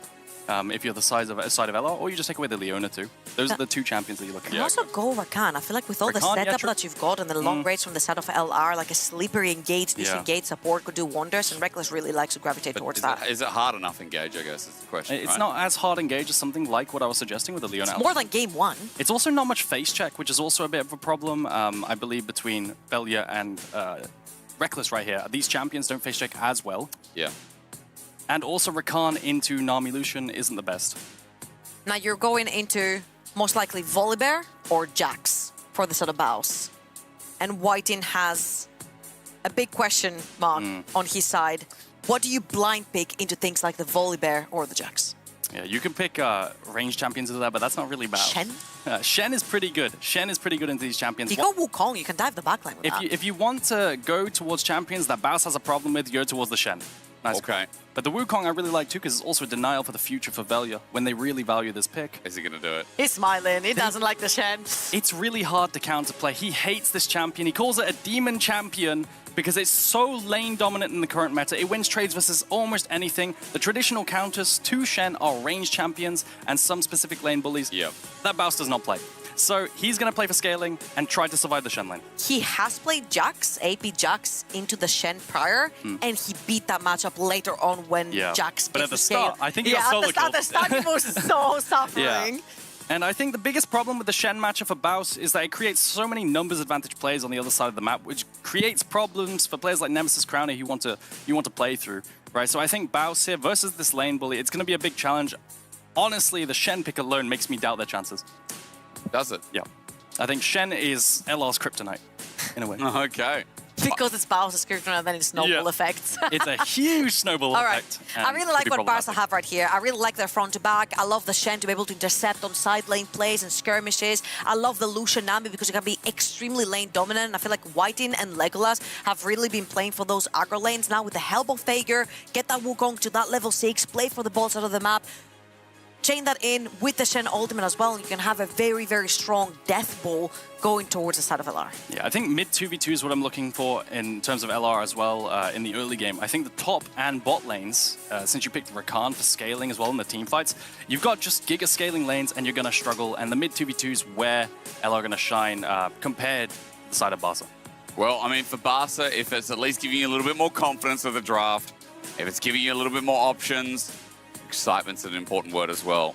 And hopefully we have a series on our hand. If you missed the first game, there were a lot of pauses, unfortunately, but we got past that into a massive wipe of a team fight. After team fight, after team fight. And the game ended within 27 minutes. Los RATONES, the defending champions, move on to ref for game number 2. Already with one in their back pocket to see if they can keep the momentum going, or if Barca have got something else to show us.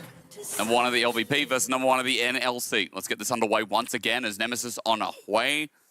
EMEA Masters, that has been a good sign. A lot of range coming out, and you know, we got some fun lanes to talk about. You want to start? I think the biggest challenge for LR in the first 5 minutes are getting Baus through the early recall and then getting the Doran's Ring TP back, which is the classic. Surviving the early lane phase versus Shen is imperative, so that he doesn't have free reign the entire game to make plays as early as possible with his ulti off cooldown.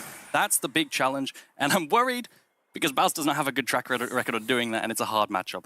I also really like from the side of Barca how they've gone for the electrocute Lucian right here. They're looking to take very aggressive trades into potentially even an invade into the Viego. Viego early game, not the strongest champion. You can't push him out of lane, especially if you bleed the Lucian and the Nami into the jungle with the Wukong, right? So this is what I'm looking forward to mostly. I feel like it was Velia and the early game level 1 invade that really broke the map for Barca in game number 1. So right here, more standard, full clear, top to bottom for both junglers. Yeah, I think Wukong here is going to want a stable early game until he gets to level 6, and then he's going to have ulti and he's going to make a lot of plays. The ward early from Baus is interesting as well, because it shows him rather where Wukong's going to clear to, and that might mean he can even find some kind of proxy angle later on as he crashes waves, as Wukong's going to be clearing away, and he won't die. It's really easy to proxy on that champion as well. Like, your wave clear early with that Sky Splitter, and the magic damage that when it hits feels so good as...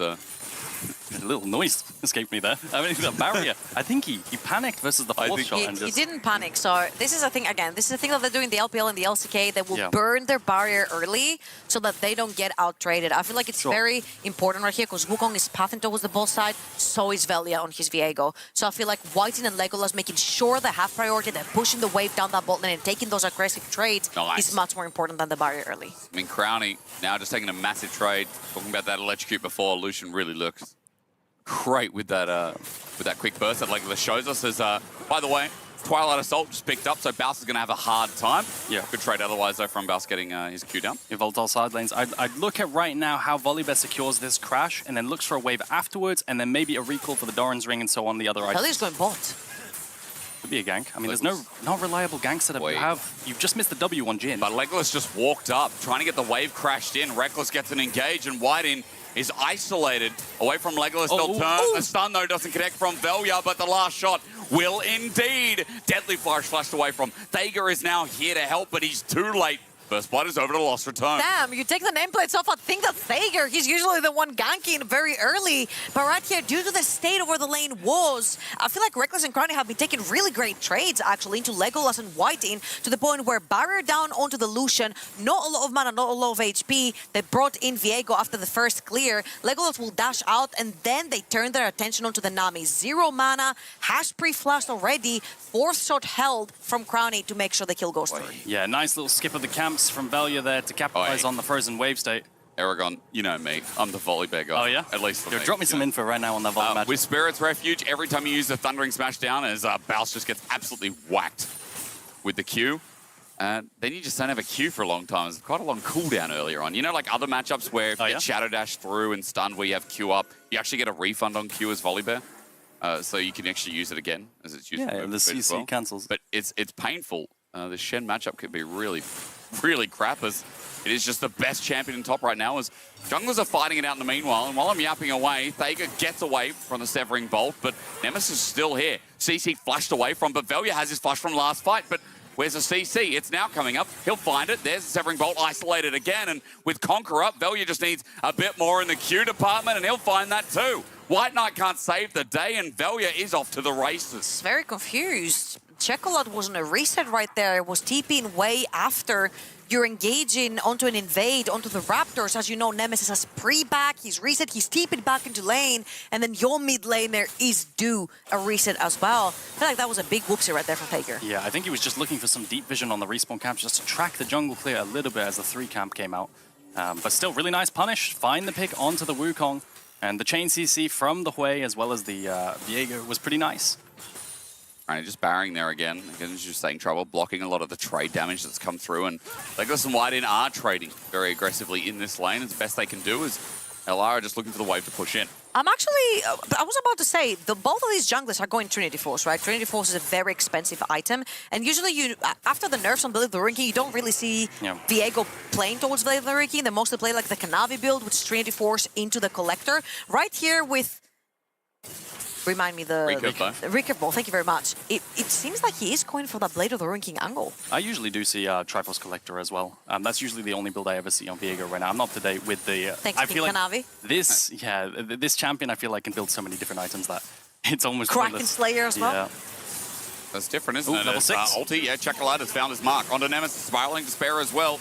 He stood there, he's taken it. Spiraling Despair gets a good trade, but Velia, once again, flash for flash. The Chocolate with lethal tempo gets the Soldier out in the meantime, and the Stand United is coming down. Velia pays respect, while bot lane, there's a trade there again. The blood is starting to roll and fall down the sewers as White Knight is now mid. Wukong's ganking bot side as well. Thager was looking, but doesn't find anything until Reckless, who has his W. Now the question is, what can Baus get on response to that Shen? But what happened here? This is what I said. Bot got a trade kill. Yeah, so take a look at this. The 4th shot into the barrier gets eaten, and Crowny must die here. So he does pick up a kill onto Legolas to start with, and then Crowny does not give over the kill or the assist to Wide in. Very nice play from Crowny to deny the gold. Big brain. But it does accelerate the mandate, which could be an argument is not so hot for the side of Lost Returners. Or what would you prefer, mandate or Trinity Force? Well, I mean, you'd always prefer the Trinity Force on the Wukong, right? But yeah. The bright side. Legolas, really good Relentless Pursuit just in time as well. Gets out of range of Crowny. I feel like right here, Crowny and Reckless have been playing that 2v2 fantastically well. Every single time Legolas dashes into our trade, you see Reckless throwing his W in, they get the heal through, and with the help of the Guardian as well, I feel like the sustain is great. Yeah. And Jhin is a kind of champion that's kind of like Misfortune. He's a stat checker. He has deep AD levels, AD damage deep into his early levels, so he can actually out-trade towards things like the Lucian Nami. I think the big thing is like also his CC and the gang setup is really, really good. And they're playing towards that down in bot side really well. Just to highlight top lane, the big dynamic with Shen is that when he has no ulti, you can do whatever you like. You want to push him in, you can freeze, you can do absolutely anything like this. What I really like about what White Knight like a Barbie girl. Yeah. What I really liked about what White Knight did was... That reference to Aragon was just like... completely went over my head, by the way. I just said, yeah, Have you not seen the movie? No, I haven't. Good movie. No, actually. it's kind of... Is it good? We can play. Oh, yeah. Change her outfits. I don't know. I'm sorry that I laughed at you, maybe. I always like the movie. I like It also went over really your good head. in that movie. But Where was I going with this? I'm really sorry, man. That on me. I'm sorry. I can brush my hair. Oh, I remember. I was There we go. Yeah. That was the reference. Thank you. Yeah, I just wasn't going to sing the rest of the song because I realized it probably didn't.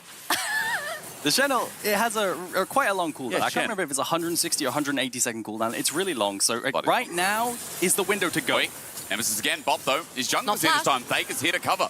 Nemesis is going to get whacked around for a little bit longer. With the Spiraling Spear hit onto a clone, he has no chance.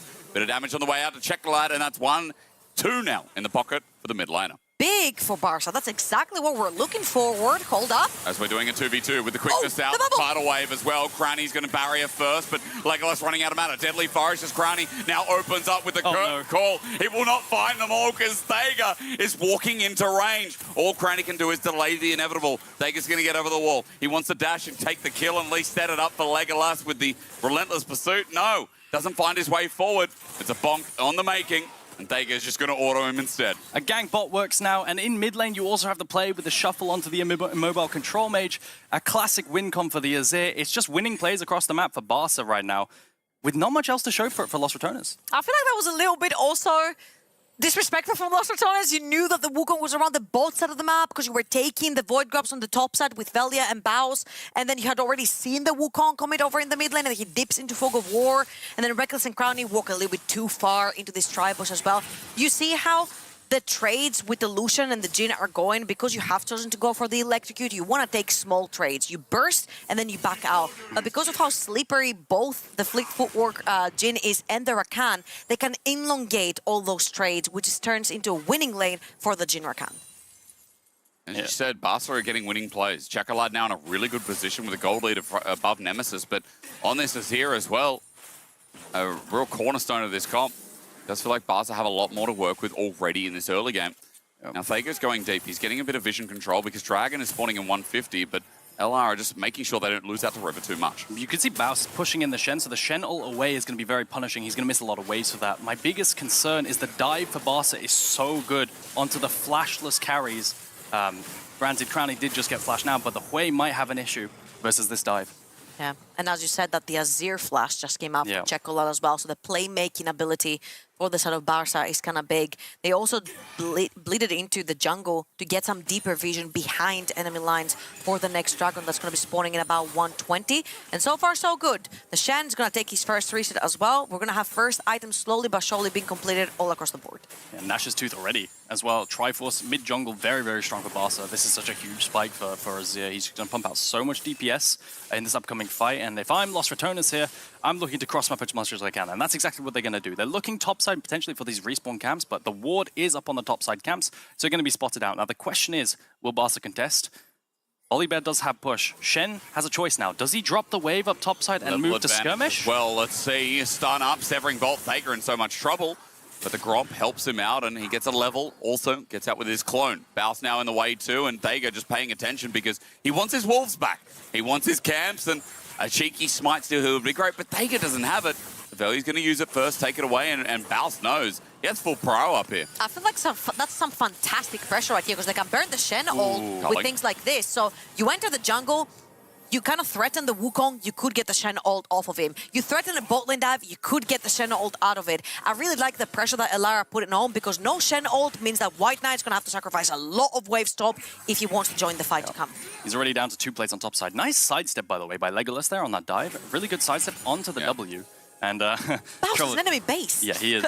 He's really making it hard right now. If Shen does ult away, he's going to lose his tower. Oh, hey, okay. There goes Reckless. Bye, Reckless. Okay. Thaker just took a freebie, and now Crowny is isolated. TP needs to cover him. Tidal wave out first, though, as Legolas, the one tanking up. Now, Crowny has flashed and parried and gotten away, but he's got a curtain call that he's going to open up, and with Baus in the way with a Sky Splitter, Whiting's in a lot of trouble. Bullet number 4 will fly and hit Thaker as the Cyclone disengaged, but Baus has gone a bit deep. He ulted in and regrets it immediately.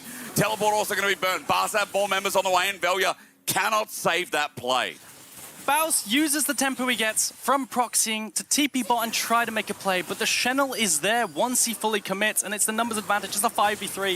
Oof. Boy, Shadow Dash was close to connecting for LR. Thinking about how to approach this Dragon. They don't want to give away number 2, but the pinch is good. Chocolate is better Reckless gets out, disengaged on the left, while Velia isolated on the right. Spiraling Spare into Thager, and they're all so low, but a flash Shadow Dash brings the fight back into Barca's favor. Nemesis might be out for now, but Velia just got a reset. An Aqua present, another ulti. Chocolate up next, Severing Bolt. How in God's name was that so close? Barca getting away with their lives, but only 2 of them as Reckless and Nemesis are taking the last bit. Severing Bolt again, a flower in the way to mark the death. We look at Crowley because Reckless is being an 80 carry again.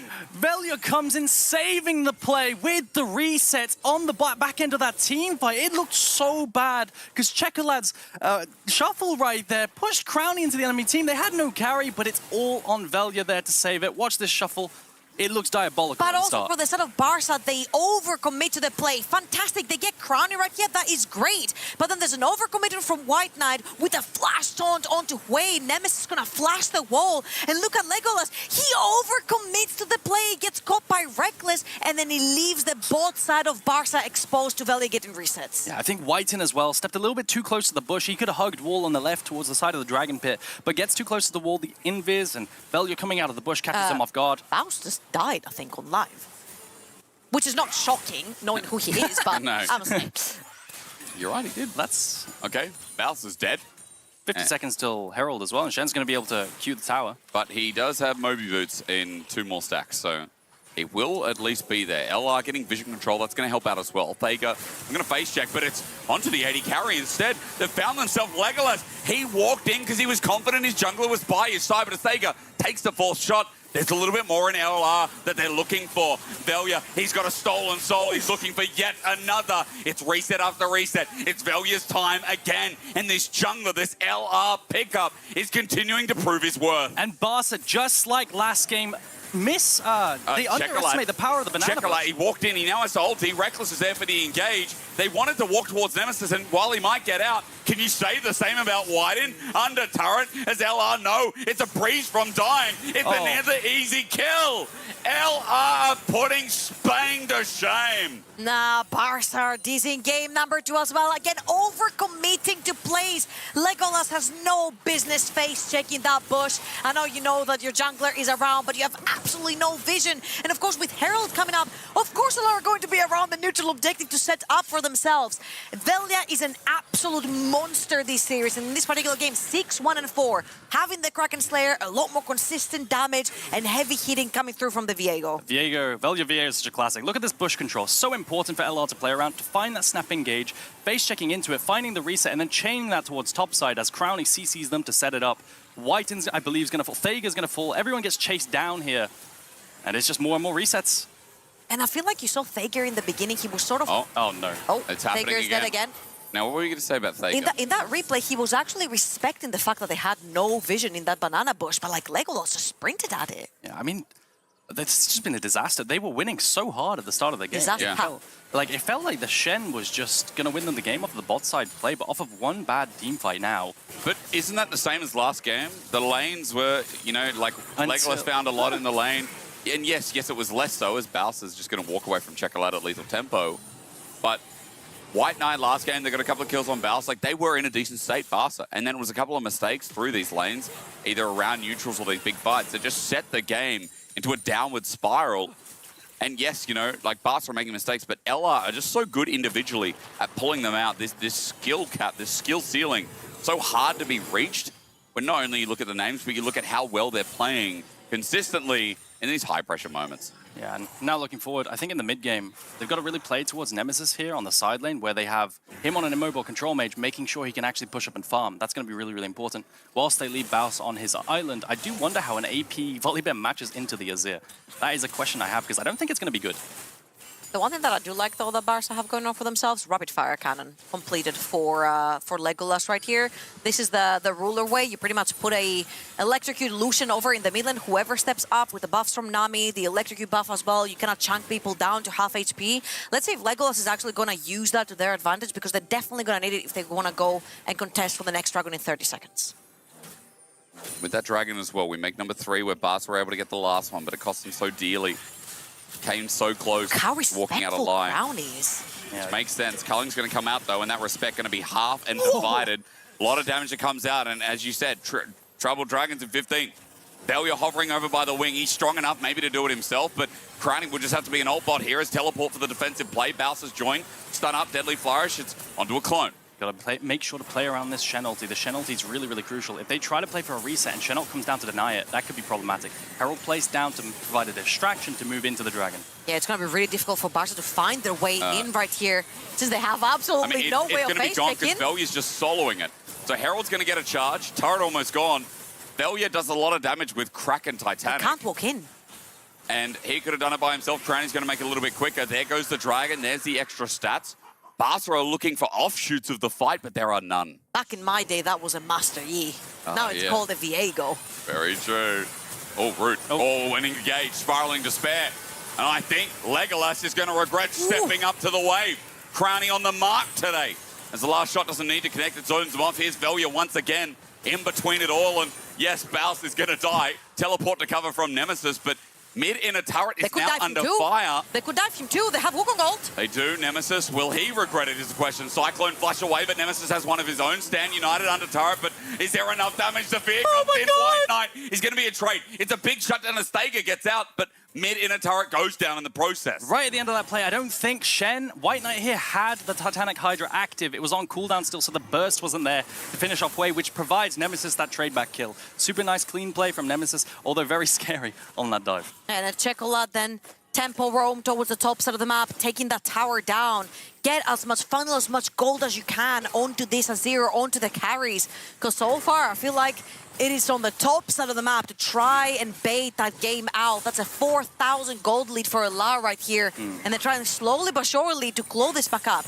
Now, the whole Lucian mid lane that we're talking about, it's very difficult to do without a tower behind you, because you E forward, suddenly you've got a Viego or Rakan, a Volibear jumping at you. So the vision to do that is going to have to be impeccable from Barca. I completely agree. Also, I think the way that Lost Returners are playing around the mid-wave in terms of their range, Jin Hui range is just insane. It's so much range and so much pick with the Jin snares and the ultis as well, that it's super hard for either Chocolate or Legolas to walk up to this wave. You want the Lucian to be able to dash in, like Trouble's saying, but you just can't because you're punished instantly from the range.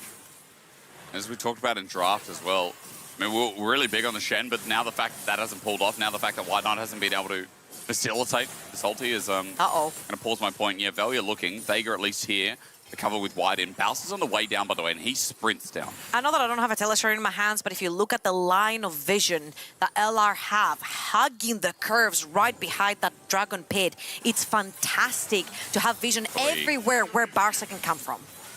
Scared every time Legolas steps up. He's been caught out a couple of times so far. Again, you talked about the range. It's so easy to pull it off. Thega now caught himself, and he's trying to edge into this bush as Baus has joined in as well. 5 versus 4 for now. A potential engage. Chocolate finds one on an Nemesis with Acro Prison. It's a good engage. It's a successful one. The Stand United brings down the Shen, and now the White Knight's here. Numbers advantage for the Otacon to start. They could play this potentially with the resets from Velia, but Velia's getting chunked on the entrance. Look at Reckless on the flank. Potentially.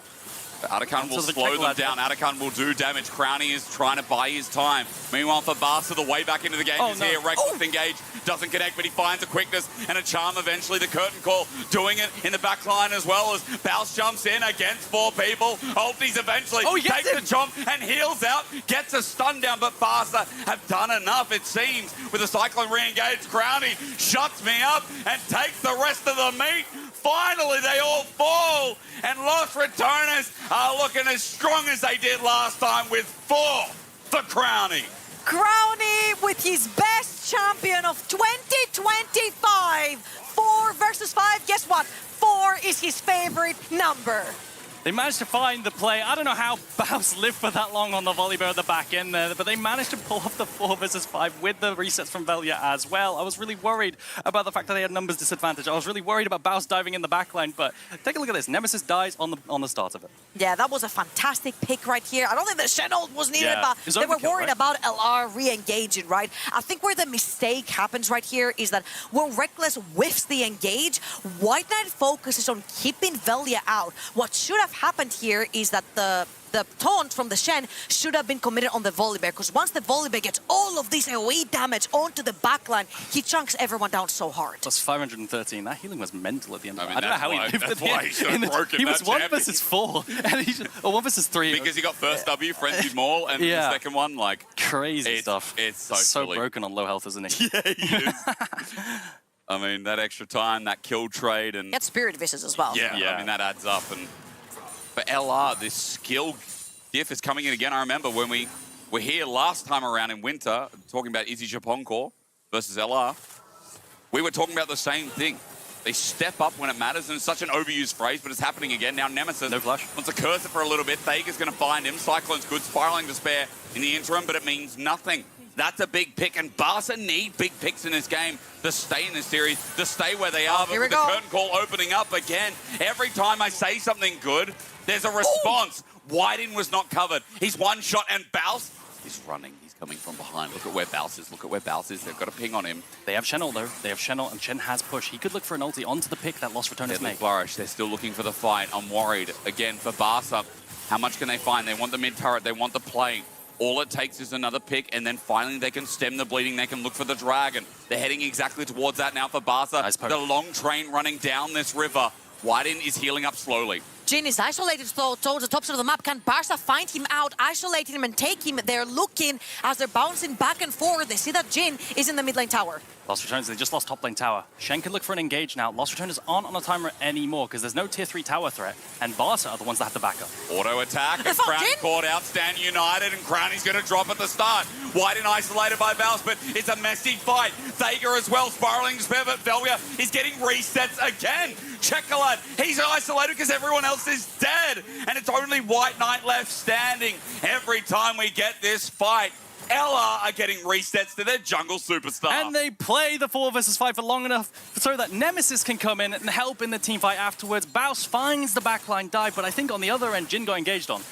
And what were we talking about early? Why does LR come back? Why are they the favorites? Because they're a multi-man threat. They literally killed Jin. At the beginning, we said Crowny was isolated. He oversteps, gets shuffled back into the bubble. Reckless gets chunked, but Baus chases out Whiting. Vellia gets a very easy reset onto the Wukong. Then Legolas gets chased away by a bear. And while they were focusing, the guy who got a quadra kill, 3 more just sprung up to carry. I think something we have to mention is that White Knight on this Shen keeps picking up all the shutdowns. There was a shutdown on top side up on that dive, getting 900 gold here. Yeah. 391 damage. He got 800 gold in this team fight, and look at the numbers he's pumping out. It's like 390. It's just not ideal to get all the kills and shutdowns on Shen. It is important to mention the shutdowns and the gold that Barca are trying to ring back into this game, but you're right, not on the most crucial members, and these fights are still looking one-sided once Vellia gets his first kill, once there is a first kill to enhance his soul. 5k is the lead. Dragon was taken. Baron is now up. And it does feel like Barca are way too far back in the map right now to contest this. However, Baron hasn't really started off, and it's not the quickest Baron when you look at it. Yeah, Barca, they've got a... The onus is on them to make a play right now. They're getting pushed in down in bot side. Have you seen these Viego items? I mean, yeah, that is true. But sorry, Aragon. I guess without a full-blown 80 carry for DPS, is LR haven't started regardless. I'll be curious about when it does. Yeah. As the thing is, though, LR have a ton of wave clear. And Volibear's just pushing in bot over and over and over again. True. And they're bleeding waves, Barca are. Barca are bleeding waves down in bot side, losing gold. They're trying to find an engage, and they're going to need to soon. Shen has to hold this wave and hold the tower. I feel like what Barca are really stalling for is... Oh, spiraling spare on a clone. That's the clone, nice okay. catch. So what they're really trying to do here is get third item on the Azir. I feel like a third item onto the Wukong. Once they do that, I feel they're going to be more on quote-unquote even ground. And I feel like Azir is super, super close on completing the third item, which is most likely going to be a Void Star from his side. They need to slow down, but the most important part is that they've been put into the same position. It's a pick. Look at the range. It's the range, but Culling is going to force him away. But meanwhile, while Legolas wanted to save his support, he might be sacrificing his own life. Severing Bolt again. The last shot almost. White in Legolas, both together, the duo running away. Vellia needs a simple reset, a simple kill. Reckless gets vision, and White in is kaput. He's down, stuck mid-air, but he's got a reset, and that's all that matters. LR running it through mid in their game 2 in their hands. They hold victory at a whim. W into R, finds the kill from Velia on the flank, and now they can potentially look towards this Nash. Going to start up as the Azir, turn into the Viego and DPS it down. In the meantime, Baus is proxying between tier 3 and tier 4 tower. Sorry, tier 2 and tier 3 tower. And spare on a clone. What a nice play. Baron for LR. Soul point for LR. Everything so far LR's way. Barca seem to be recovering. Suddenly more carries spring up from the side of LR to shut them down. Thager thought it was his jungle. Big mistake. Yeah, this is going to be standing Oh, they have at to the very burn least. Chenault as well. Yeah. This point in the game, I mean... There goes the dive win con. Yeah. Right, with the Shen ulti and the Wukong engage. But at this point, are you really playing for that? I feel like you just have to turtle, try to wave clear and stall for item spikes. Void Staff, Death Cap on the Azir. Dive time. Reckless ulti. Feels like every time Legolas dashes forward, they're punishing with the range. We saw that in mid lane as well. Yeah, I'm not gonna lie to you. I don't know how this Azir gets Death Cap as well as a Void Staff. I mean, he's struggling to get that Void Staff right now. It's tricky. He is but to bargaining get to the right Death Cap, which is so expensive, you'd have to get a bunch of shutdowns. And Velia has been kind of immortal so far this entire series. He's been a big carry for his team. Immortal. He's got 3 items, going for the GA as well, onto the Viego as a 4th item. I feel like the biggest problem out here for Barca is that they are playing as 4, waiting for that Chenault to come through. But when you're face checking as 4, you're running into the threat of running into 5 people from the side of LR, and them grunting, getting some vision into their own territory, their own jungle, has been so difficult the entire game. You know, in hindsight, they can't really stall for their items either, can they? 1 minute till Soul, Mounted Soul again for LR. On this front line, and Thager's trying to take vision, trying to take control of bot side. Oh, God, it's happening again, though. And this time, Nemesis won't hit a clone. He'll hit the real deal. White Knight forces a flash away, and Velia just thinks about how he can get back in. The Heartbreaker and Crownie hitting his shots. It's a done deal. We came in today thinking about how Barca whittled away KC Blue, but LR on the other side of the bracket must have been a different matter, because this isn't close. This isn't even League of Legends anymore. This is a funeral. And there's only one team attending. Big laughs on the faces of LR as well, as they know this was an easy game to begin with. Yeah, they don't even need the soul. They just turn the fight on the face check. Classic. As Barca tried to get in there, but what a stomp. What an absolute roll. A stomp in this game, a stomp in game 1. Match point. And LR on the brink of repeating yet another grand finals and really starting that conversation that we've been talking about today for the golden road, for the golden path that lies ahead of them. What more do you say than there were a couple of good fights? There were actually more openings for Barca, I think, in this game than the first game. But a couple of moments that just, I don't know, not capitalized on. I said one thing at the beginning. When Velia is on his day, you don't threaten Baus. Sure. If you can't threaten Baus, you can't beat LR. I think one of the biggest things there was Nemesis got really hard focused, especially with the shuffles early on.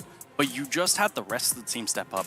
You had Velia on his Viego finding resets and honestly winning fights that they had no business winning, especially that lower dragon one, where it was numbers disadvantage every single time, but he found the reset every single time. Well, I hope there's something to talk about more with Barca, because there were some good moments in that game. We can bring it out, but I'm sure that's what Archeron wants to talk about.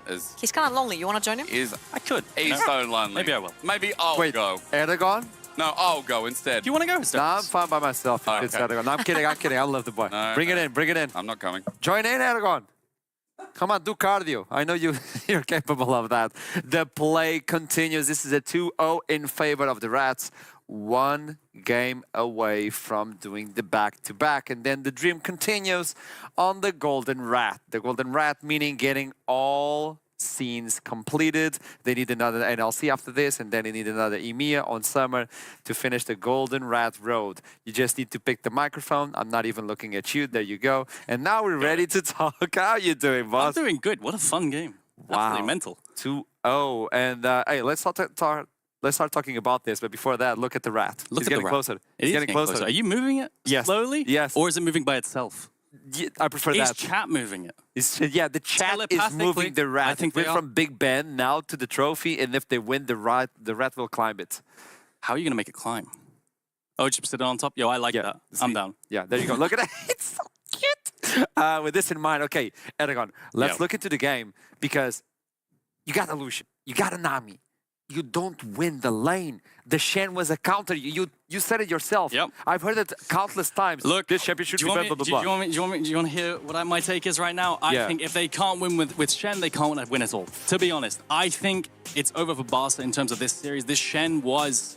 And you saw how effective it was on these early plays. Look at this Shen denying Baus on the volley bear right here. He dives in, they wait for the committal, Shenort comes down and saves Whiten, and it doesn't look good. There's 5 people down in bot side here, and once again, it's another numbers disadvantage play. If I'm remembering right, the game happened like a legit 2 seconds ago. They go towards Dragon, and then this is the fight where Velia becomes a demon and takes possession of absolutely everyone down in bot side here, using the fog on this fight, using all the chunks, and finds a bunch of resets to win the fight 4 versus 5. It's the reality. Every player coming in from Los Ratones can carry a game, the support included.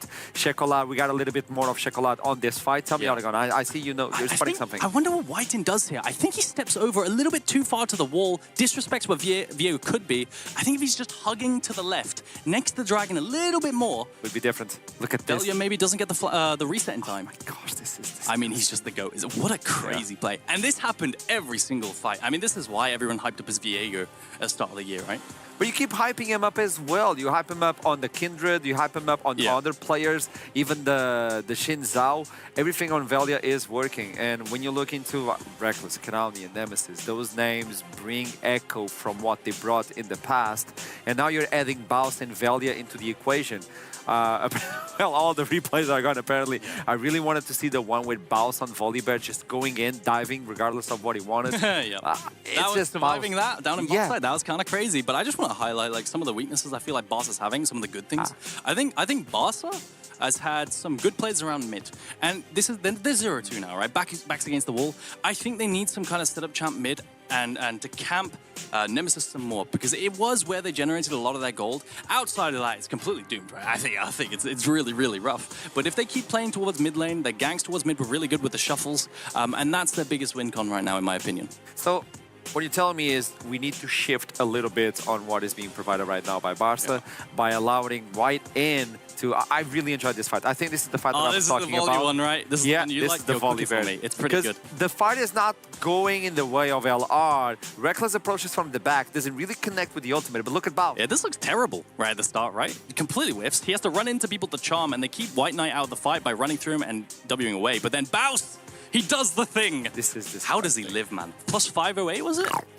I don't remember. What a silly champion, dude. It's so dumb, by the way. But versus the Shen as well, so you're getting countered on the line. It's not working regardless. I was talking about looking into the bot lane, allowing White in to probably rotate into the mid lane to try and give Chocolat a little bit more advantage. Maybe that unlocks Barca again.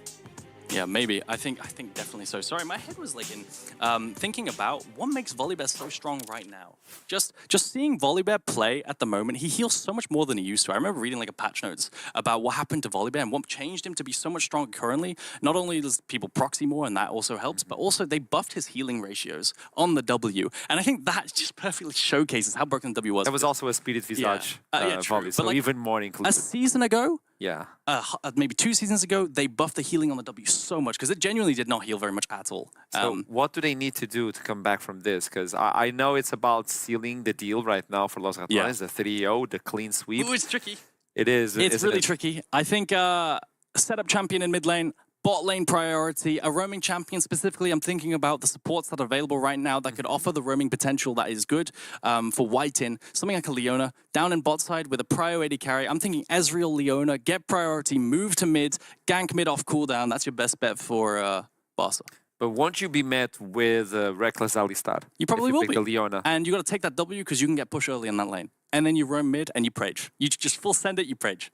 Okay, well, it's 2-0 right now for Barca, so tell me, do you keep your predictions? Because Trouble decided to change prediction. 3-0 loss for RATONES. XDD, send it. Let's see what the chat has to say before we toss it into a break. I want to understand your point of view so far on this series because, well... Oh, I just got some information, but... Oh? Okay. Keep in mind that Los Ratones, Barca is going to stay on blue side.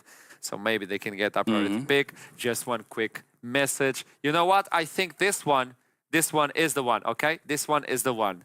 Bring in Irelia AP for Baus. You know what? Absolute cinema. What is their I'm down game for 3 that. plan to wrap it up? Irelia? Irelia When was the AP. last time we saw that? I can't even remember the last time we saw Probably Irelia on AP. solo queue because Yeah, team that doesn't allow doesn't- him to play that. You know, bring in been a the while. Kled, bring in the Irelia. Because, hey, keep in mind this one before I toss it. There's a curse for Los Ratones. It's game 3. We all know game 3. Be ready. Be careful. But I'll see you soon. Look at the rat. Is he going to climb? Climbing. Could he climb? Will he climb? Hey, Law. Yeah? I need a bit of help with styling since I'm new here, and I was wondering if I could show you a couple of outfits. Yeah, sure. Amazing, thank you so much. I'll be right back. I'm a porro snack. Get it? I don't know, man. No, not really. I don't know, Law. It's hopeless. No, it's gonna be fine. Here, let's have a break.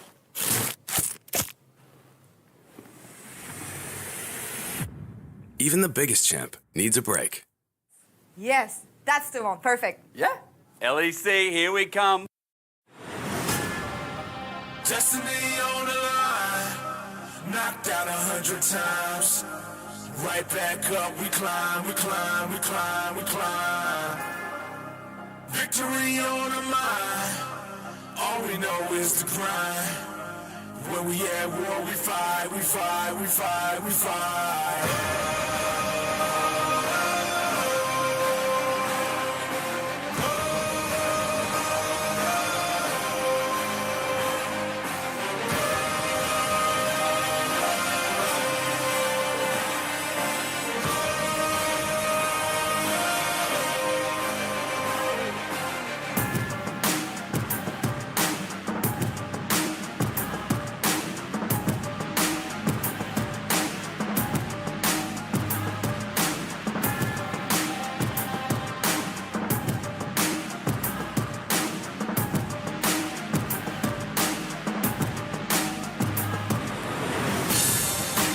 Destiny on the line, knocked out 100 times. Right back up, we climb, we climb, we climb, we climb. Victory on the mind, all we know is the grind. When we at war, we fight, we fight, we fight,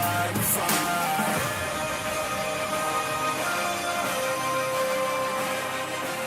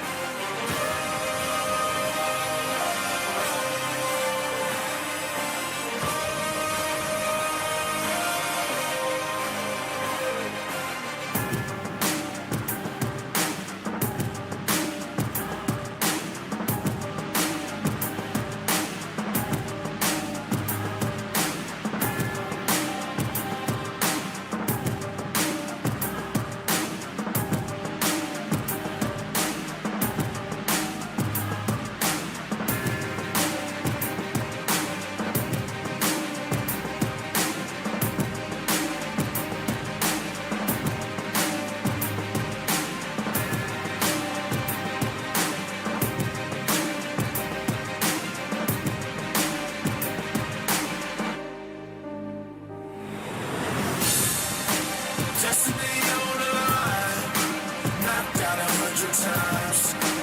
Right back up, we climb, we climb, we climb, we climb. Victory on the mind, all we know is the grind. When we at war, we fight, we fight, we fight, we fight.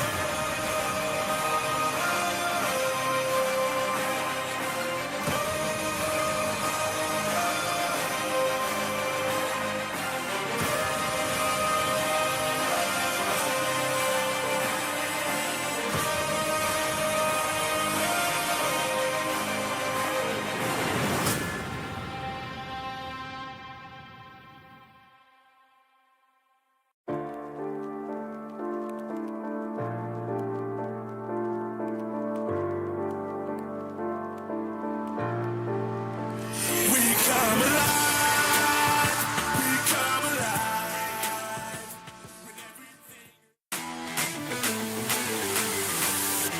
Well, it's match point, and it's a pretty dominant match point at that. We have been here for, I mean, I'm looking at the watch now. It is 5-7. Yeah. And because of the pauses, That's with we're it. like We've had a now pause. 55 in.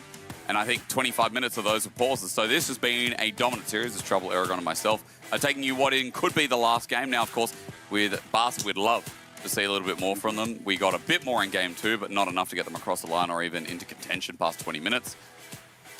I mean, NLC is starting to run a train, starting to build this dynasty, one split at a time, apparently. Well, there was the KC era in 2021. Maybe there's an NLC era starting to build up. Yeah, I do think it's been a bit rough to watch. I think there's been some good things from Barca, specifically around mid lane. Outside of the Lucian in mid lane, I think the shuffles were great, but I think they got to lean on that more. More gank setups onto mid. I'm looking at, I just said it in Alan's desk, but like the Leona into roaming mid with an Ezreal pairing, I think that's like really high prior now, since there's so many supports are pinched as well. I think Syndra's going to be left open. I think that's what Chocolate is probably aiming for. One of the very strong mids. That's the one he made his debut as his best champion on the LEC back in 2021 spring as well.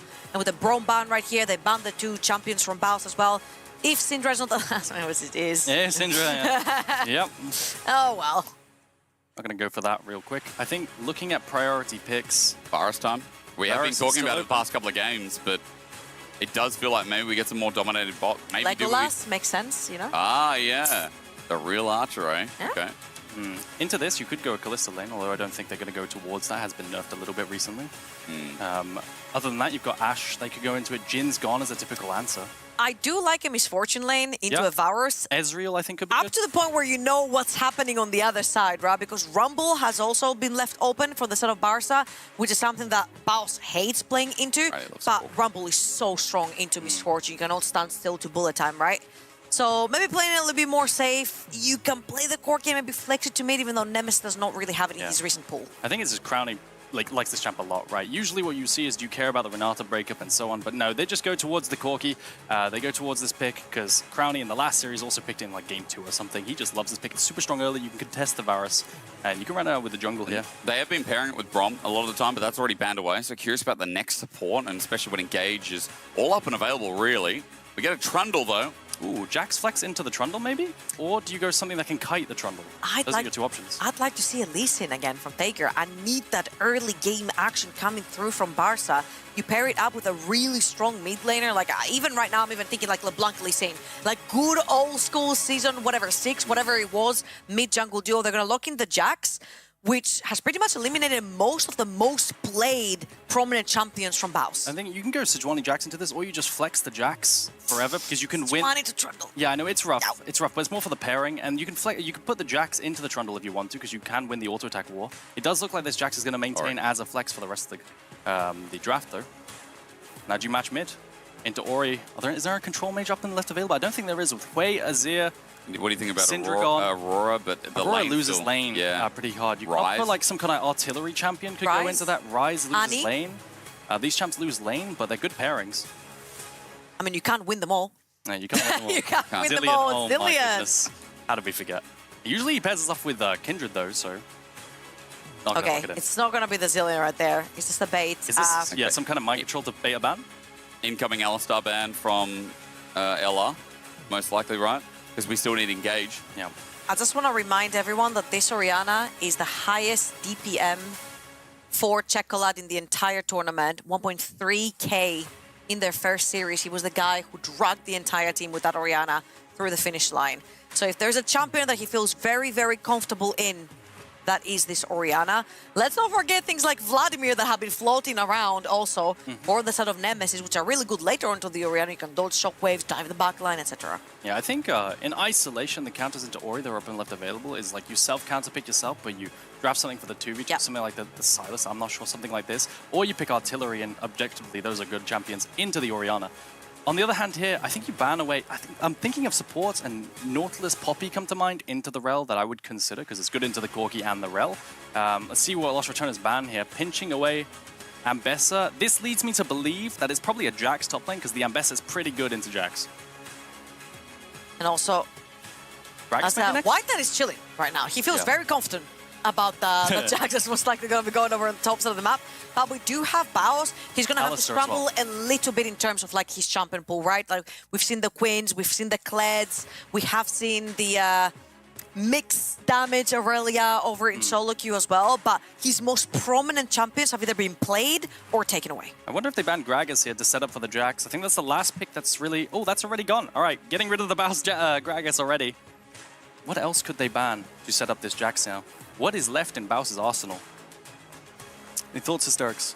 You're looking at me because I'm a bit of a degenerate as well, right? Yeah, you are. AP Aurelia? I think there Jax. could be an angle. There could be an angle where they can play Garen Zillion.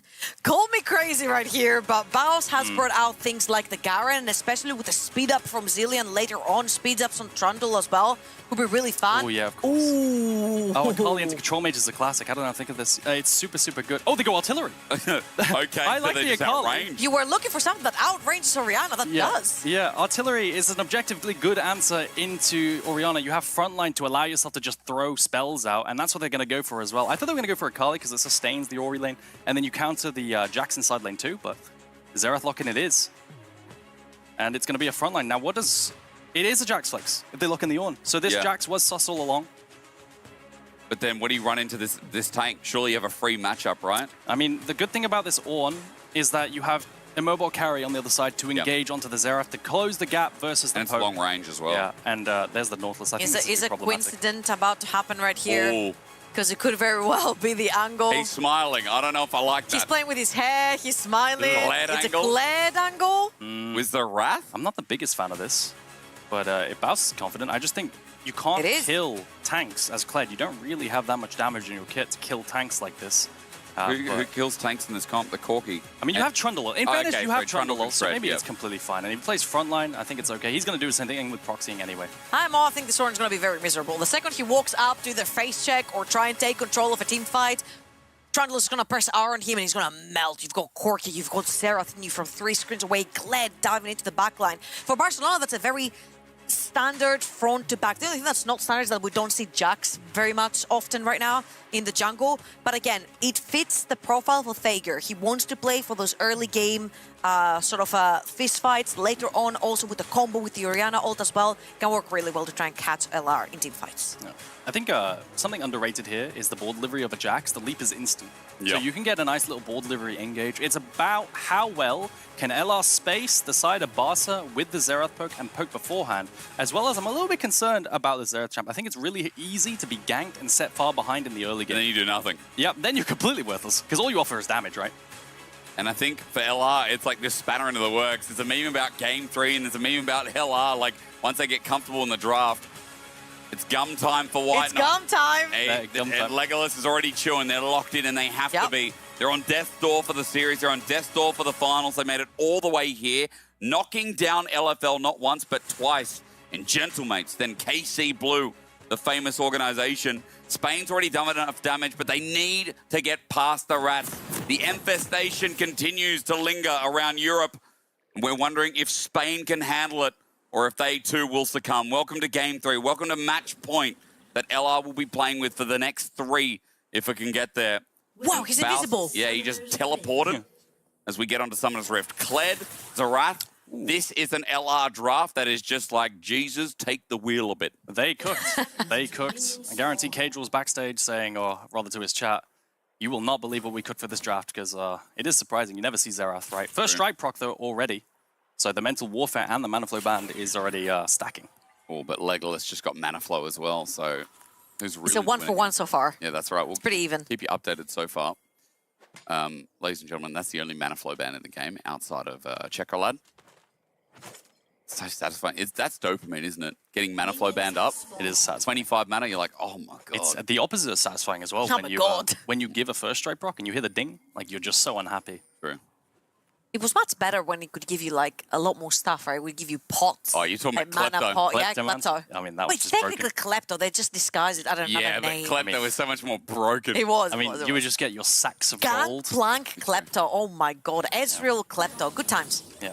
In this lane, I imagine Ori could get the push and trade a bit of HP, but like Xerath here, over time, will start outranging the Orianna a lot in terms of the trades. That's how usually these artillery lanes go. Checkerlad's missed 2 CS, by the way. I'm just going to pull that out there because... You do him dirty like that. I mean, no, it's just also like... I feel like, Aragon, if we're talking about the early parts of the lane being so crucial, every CS matters. And there's a lot of pressure on him. Knocks off the first strike there for Chocolate into Nemesis. He's not going to get the proc there. Now, very importantly, right, this is a Comet Virus. It's going to take a lot of control of the lane, a lot of poke in the early game, and both of the junglers are going to be heading towards the bot side of the map, which means bot lane priority is going to be very pivotal, because one of the two junglers is going to have to do 180 and head top scuttle carb. Both heading towards bot side. I mean, you have the most ganks up in mid and bot lane as well, right? With your Rel, with your Nautilus. The Trundle could 3-camp. We saw that from Velia last game, although the wave isn't an ideal spot for that to happen. Jax could look for something similar with a Counter-Strike. Both junglers have a lot to work with in terms of this gank. First line, really nice on the Crownie. Good defense from Reckless in the meantime. The crash down keeps Wyatt in from going in on this Corki, and since he has so much damage in his kit, he gets a decent trade back. Trades going to affect the condition of the laners, but they both still have potions. The only person who's used a potion, rather, is Crownie. So not going to be too scared for this gank that's coming from Velia and Vega. I feel like if anything, right here, Crownie and Reckless, now that their junglers are heading towards the bots of the map, they can take more aggressive trades, having the barrier onto Crownie, trying to take complete control of the bot side of the map. Trying to make sure that Velia does walk into that bot side river and doesn't have to go all the way top. I think it's quite scary for both mid laners to walk into river here, but with Chocolate having a notable HP advantage, although Nemesis does have a potion, maybe the Orianna with her move speed is going to be more comfortable walking in. Level advantage for bot side here in terms of LR, so it looks like this crab's going to go to the Trundle. French line again, though. These crash downs from Reckless are great defensive maneuvers onto Crownie, but the health bar hurts. Just walks away after Barca have the wave pushed in and in a pretty good spot. Oh, I really like this from Thager. He resets knowing that he can't walk into the bot side scuttle, grabs the double longsword and heads top in case he does find Velia, or Velia tries to sneak through past that mid lane, which he's pinging right now to go towards the top side of the map. That Jax will be stronger. Yeah, I really don't like this Kled into topside as well. You can see how much Baus is struggling to even control the lane. Potion and Cookie available for Ornn compared to the Kled, who's gonna just take so much percentage health damage because Kled has some of the highest base HP in the game. You also get to build in lane, right? Yeah, and you're just stuck in lane. He's gonna have to recall TP back. Thager's looking for a gank mid. Flash. Counter-strike, flash. Oh, no! Nemesis will flash in the end. At least that's something, but that should have been first blood. That's a whoopsie right there from Thager. Does take the flash though. One way or another, the flash is down from that Xerath. And we mentioned earlier on, you take the flash from Xerath early on, you could very easily get caught and go down. And we do know how Barca really likes to play around that mid lane. Now, what I'm looking at is not necessarily Thager, but White in. He was literally Chocolate's shadow in their semi-final series. So I'm looking to see when does that Nautilus get freed from lane to walk around mid lane. I think Trade's gonna remount, get all his HP back, but good music. He's gonna really need this crash right here. The wave is being held by White Knight, so there's gonna be a We're gank. looking bot because, yeah, the 2v2 is going to start off first. Flash from Whiting going into Crownie. Barry comes out, but first blood over to Reckless as Legolas is looking for the trade. Instant flash in return. Meanwhile, Baus goes down in topside, but Reckless is taking down Legolas. The Ghost has just worn off. Reckless needs a couple more autos and a Shattering Strike, but only just Legolas on his escape route. Flash from Reckless. Look at him go. Horsey's coming in. The Steel Horse with a crash He's down. still going. A flash Shattering Strike would do it, but Legolas is going to be safe on less than 100 HP. Single digit. I think it was about 7 HP on Legolas. The wave here is held really well by White Knight, by the way. The entire time this gank is being fished, White Knight is trading not only to deal damage to the Kled and get rid of the dismount, but also to provide the setup for this gank. Holding this wave is really, really good. Oh, Chocolate all the way, bottom right and mid. He's getting jumped on by Velia right there. They're not going to force his flash yet. That was just an attempt. A really nice turnaround from Velia right here to help Nemesis push out that wave. Did that a lot in last game. I feel like you could even say game one is right of the Arcane. Instantly onto Chocolate. Whiting's going to try and stop it. Chocolate flashes. Now both mid laners without the summoner. I mean, the theme of this game is going to be Immobile Control Mage versus Immobile Artillery Mage. Who can get ganked the least? I think... Wait, it's Thager. It's the jungler who's getting ganked the most. Baus is in no man's land a little bit. Baus is the one in trouble though. There's the counter strike. A stun up. He dismounts at a good time, but a searing charge means he goes nowhere. He flashes over the wall. Here comes the Call the Forge God for a kill, and Baus is dead now, having nothing up and available. However, he had pushed the wave, and there's a couple of creeps that are lost and Ornn from White Knight on the top side of the map. The Ornn ult goes down, which means that Vela is going to head down, start chomping onto this dragon uncontested. True. Yeah, 140-second cooldown on that Ornn ult too, so it will just be up for grubs. So being down isn't going to be the end of the world, but if there's a fight beforehand, that could be problematic. Vel, you're going to look for a gank down in bot side. Doesn't care about the ward, though, because all he needs is a pillar, an instant flash, a crash down. Wide in has nowhere to go. He's got no flash, and so with that pillar, it's a free kill salvaged over to Velya. He's everywhere. This series, Velya happens to be everywhere. Re-ganking down bot side. Popping the flash, sorry, the hook, trying to get away from White in there, and then the gank with the pillar against the wall, so there's nowhere to run. Yeah. He's just going to pick up that kill really, really easily. Now Dragon is going to be started up for Lost Returners. I mean, Velya has the damage to do this, but Checolate is nearby. Crash down from Reckless and Crowny. They want to be in the vicinity in case Checolate comes in with a shockwave, but he won't risk it. He's got no flash either, and it is going to be first Dragon. But this is also a repeat, right? Like, while Baus adds pressure on the top, we talk about the minion wave denied, we talk about his constant pushing in. It also enables them to consistently just pick up these dragons. Also, no one really talks about the kind of champions that Baus does that with. They're all very slippery, very annoying to deal with. Kled can mount, dismount, remount again. He's got the extra shield as well. He has the ult later on to be able to get away. So all these slippery champions take so much time to hunt down that it allows Alar the space and the time to take objectives on the other side of the map. Yeah, Baus just picked up a cull at 8 minutes. I think that's going to be a okay. 23-minute-ish, 24-minute-ish, cull completion, maybe 22 at best. So that's going to be a little bit late. Grub started up. Is Thega going to play for 2 or 1 grubs here? That's the question. Fight. Thega doesn't have his flash available. 5 seconds on that as well. 1 grub at the very least for now. Barca want to try and find 2 and see what they can do with a bit of time held at their hands. Legolas coming in. But the team that needs everything in this series starting now. Ball. It comes off an engage. Thega doesn't pull it in. Lost Returners still trepidatiously tiptoeing in as Nemesis is pulled back in. Afraid engaged, so Reckless pulls them together, makes them kiss, and Barca trying to get that second grub will succeed, but how goes the fight? They get chomp for a bit. His AD reduced, Reckless re-engaged, the jump on from the Jax, he's carrying, Thega being the hero for Spain, but as Reckless gets yet another stun, and Nemesis sits there for fun, the damage and range is enough. Nemesis just missing Reckless, will have to finish the job, and pick up 3 kills in the early game. Legolas will run, but not for much longer, as Lost Returners in this same spot win another big team fight. Checkerlad's Ori ultimate doesn't quite find enough there, and there's no follow-up, whereas on the other side, Lost Returners finds the engage with Reckless's Rel crash down, interchaining that with the Xerath ulti. I found it very, very clever what Thager did at the start. He held his counter-strike. We're going to see the replay as well, I'm assuming, but... walking down okay, here. it's just one Ornn. It's just one Ornn. He's fine for now. Okay.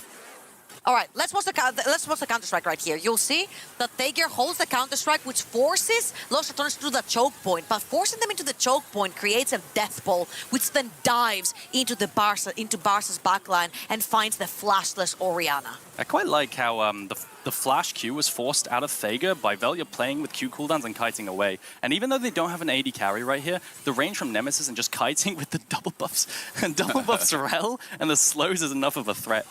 Runs him down. The move speed, and like, if he had cast that arrow 1 second more, he would have gotten Xerath right there. 1-0 and 3. Nemesis after the fight still looking good, but as we get Thega down in yet another lane call, the Forge got on the Baus. Ulti gonna pop, run into Thega. Here comes Velya to save the day. Enter Mini Kled. Baus wants to remount. There's a pillar out. Bellow's breath is doing damage, and Baus is playing on the edge of this one, but Velya might be able to do it himself. He's got his ulti out. That subjugation slowing down Thega and sapping away his energy as White Knight now with no mana to escape, and with a remount, Baus has everything up and available. It's going to turn into a dive. Searing charge, though. Makes it a 1-for-1. Shotgun out. Baus is dead right of the arcane. Helps out in the end. It's a massacre. It's a bloodthirsty fight, but Velya stays there to pick up the pieces. The Triumph, I thought, maybe would keep Baus alive right at the end there, but it isn't quite enough. Now you have Trundle hitting the tower with a grub right there, and Trundle does so much damage to the tower, so I wouldn't be surprised to see him pick up a few plates. I just want to remind everyone, when Velya is on his day, nobody threatens Baus. He was at the right place, at the right time, to defend the dive towards Baus. And again, the slipperiness of the Kled, being able to mount and remount, buys so much time for the counter gank to come through. Yeah. The percentage health damage isn't quite enough. I think Baus was spacing the brittle proc so long there, and now off of the back of those platings, that's definitely a Triforce completion for Velya. He's going to be really strong on the map right now to match the Jax. He's also picked up, Cull's late, but also the boots are late. He's got the boots at 10.5 minutes. Well, look at this fight again. As you said, spacing was key. Yeah, spacing away from the Bittlebrox and now kiting them down. Look how squishy Thager is in this matchup. Even though you have the dodge zone, it's kind of fake, I think. He got subjugated, man. Give him a break. The problem is, though, Jack's jungle in general isn't really picked because it is so weak. I think Nemesis killed his top laner. Wait, 1, You think 2. he aimed at him? Look. What? They got the wave, right? I saw that and I'm like, yeah, we don't have Maybe it was balance personal. in the game. Like, Hold on a minute. just thought he aimed it. Well, Nemesis showed that he can hit him. Yeah, Yep. it's a message. So Nemesis did pick up that kill. And I'm seeing first items coming on board as we have Dragon in 30 seconds. And this turret is not long for the world. Remember, they did pick up a grub, so LR. They have access to open up yet another big gold lead. 3,000 already at 12 minutes into the game. Whittling away. Brownie's not going to be able to get the tower. The threat of the gank setup and the knock up there on the pillar next to him. Even though the tower was set up by Velya there to get it, not quite going to be able to take it. And then Dragon spawning in 2 seconds. The one thing that really pops up for me is the fact that Orianna has no item yet, and you're walking into Trinity Forces, Ludens, double Trinity Force actually, and Ludens on the other side for the side of LR. I think Chocolate is going to be super weak walking into this one, so FFing it here for BARCA I think is the best move. And one thing we didn't talk about is the Nemesis chunks that are starting to come through because the Xerath does have a lead, and this is what he does, is that Nautilus tries to face check, and look at this. The big engage tool can't walk into River. Whiting gets chunked out again. Second Dragon down for LR. And because of that turret going down to Crownie too, 4,000 now just about the lead. Can I save face for White Knight here a little bit? I imagine in the chat right now people are laughing at the Bramble Vest, but the idea here is, like I've talked to a bunch of pros in LC and stuff, is like you just buy the best amount of stats to survive the lane because you outscale anyway. Yeah. I already see the haha Grievous Wounds versus Kled. So that's the idea, right? Early game, you just get as strong a stats as possible because you outscale anyway. We've seen it the same in C9 with, there was a Gwen matchup Intercept with Whipper, and that's the idea. Oh, Legolas. Right of the arcane, Legolas taking big damage. Reckless was there, flash forced out, and Ghost. Legolas now with nothing here.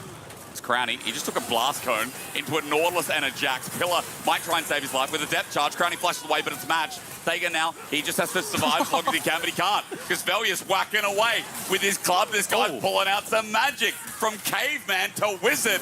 Velya just being fed kills again. How is this guy always so damn strong as Legolas has now walked in after he lost his double sums?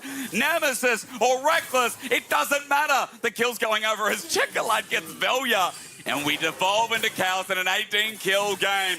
While LR still somehow keep getting more gold off of every passing play. Just ignore Balth. They're just going to keep running after each other. He might dismount while the Forge God comes in. White Knight will have some backup. There's a triple Hexgate usage here. Balth's going to remount now, but he is dead. Thager gets the kill, but top turret for Balth. LR are like the Avengers.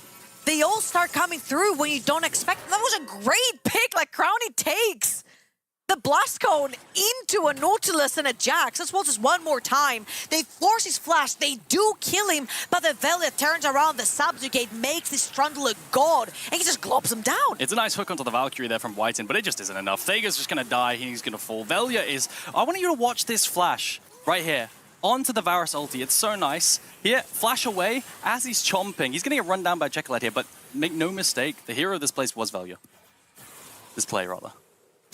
Well, the hero died to Chocolate. Yeah, well, he does die. Which is very important, right? Because you get a big shutdown on the Orianna. We talked about how they need more items onto Chocolate, and right now, BARCA, they have the full control of the river. Here he comes from South America.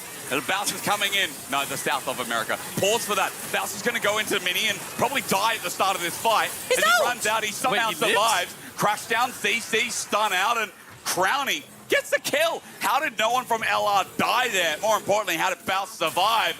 As Chocolate at half HP, it's a poke from Nemesis that continues to hurt out, and this guy is starting to one-shot. The range again ensues. And very importantly, Baus TP's back in to put pressure over on the tops of the map now that BARCA are on reset timers because they got chunked down so hard. So Midless getting chunked for free, Topless getting pushed for free from Baus TPing back, and Thager cannot even access his own jungle. Yeah, mid tower might fall here, especially with the... He's dead. hold He's up. stunned and he's wait dead. a minute. Nemesis is huge.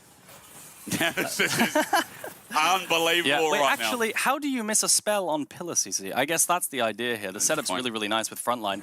And Baus TPing back, like you said, Trouble, and the wave clip from Titanic is... Oh, Dredge line. Velya chops and gets it anyway. Depth charge.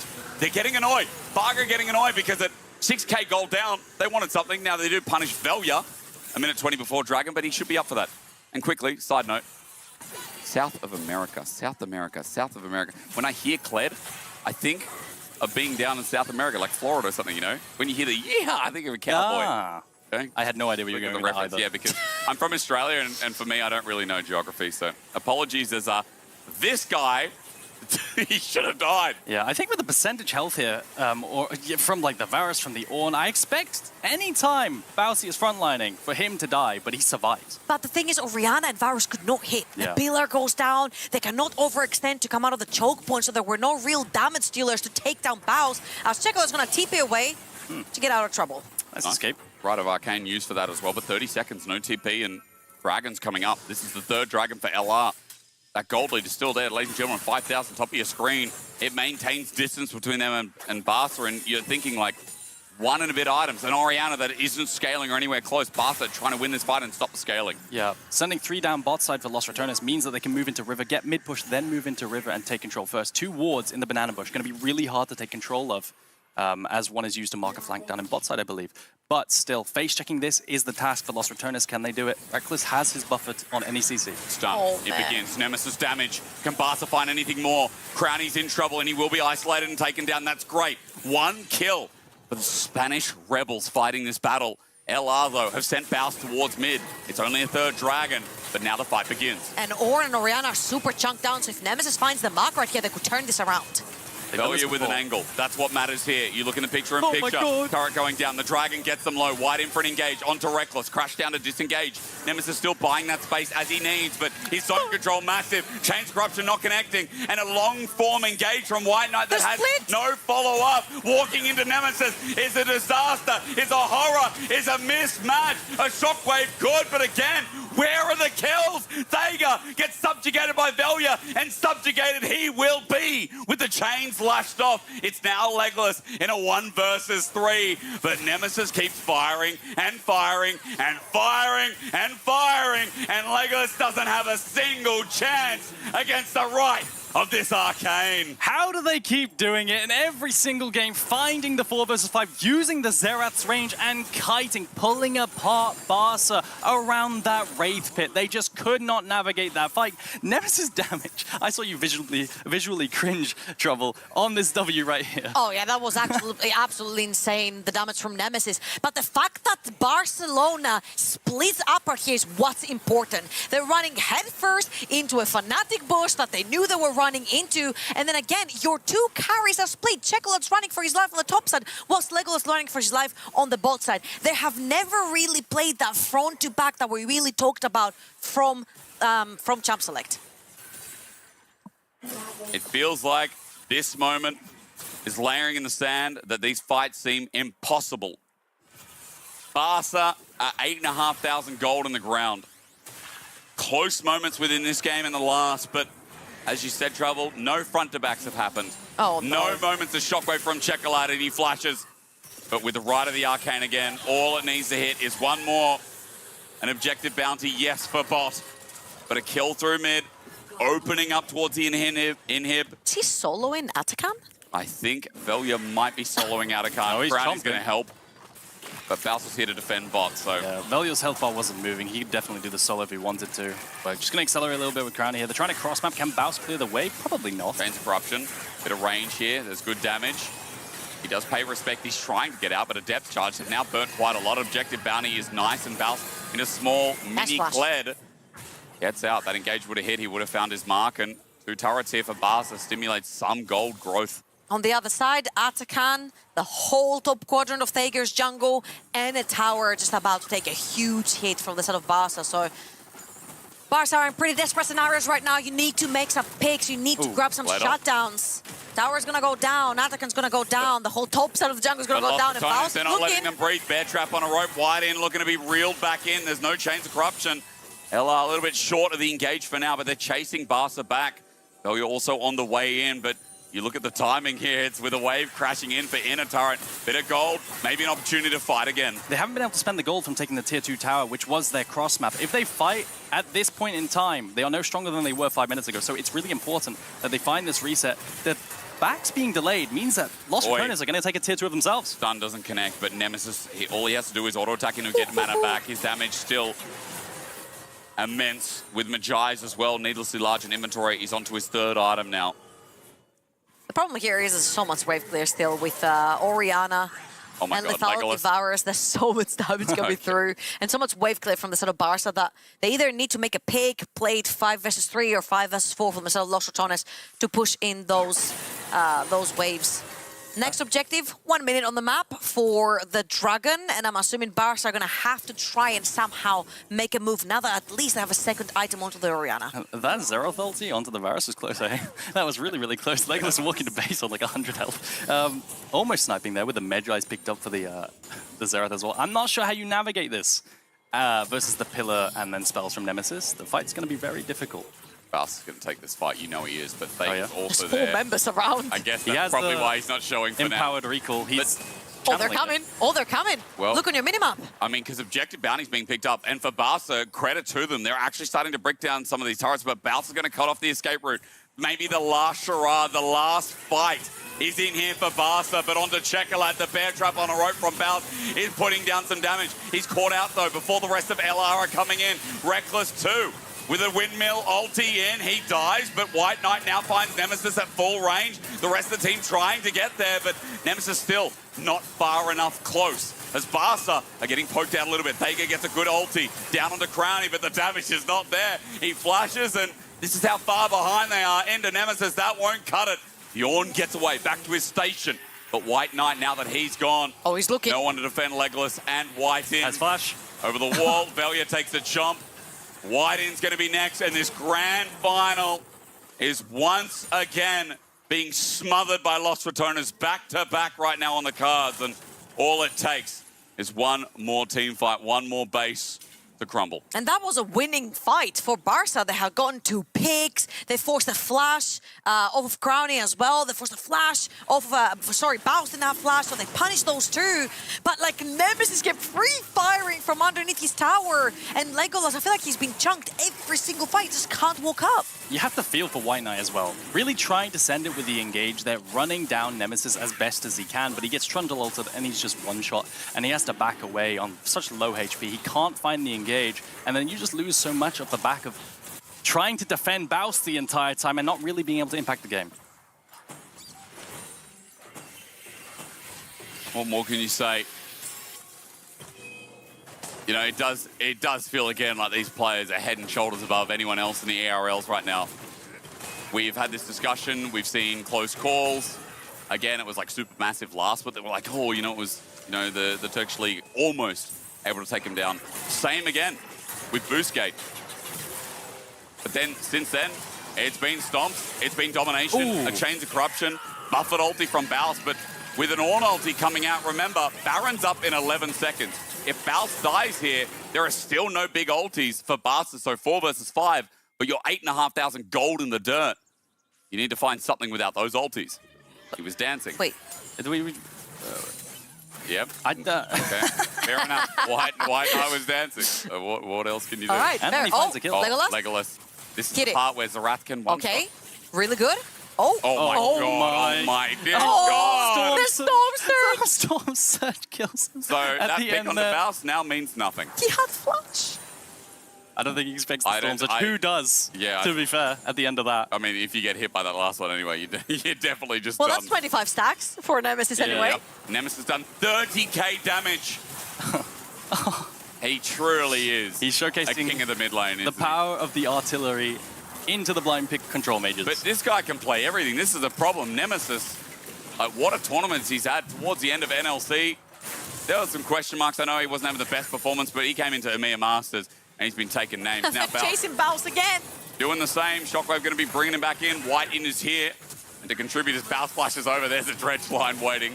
He'll go into small Kled, but even though he dies again, even though he's now way past the 120 deaths, with the push through mid, LR are trying to take some more base defenses with all the members showing through bot.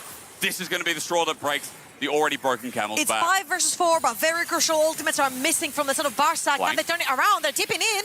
They're going to use themselves a Hex Gate onto Velia. They've got an isolated target. That's nice. With teleport. Oh. Thega now joins in, or rather, is Checolade. But look, Los Ratones on different members. Reckless missing that ulti. It's a bit chaotic. It's a bit crazy, but it works because Los Ratones They're rats with crazy minds. Right of the arcane again.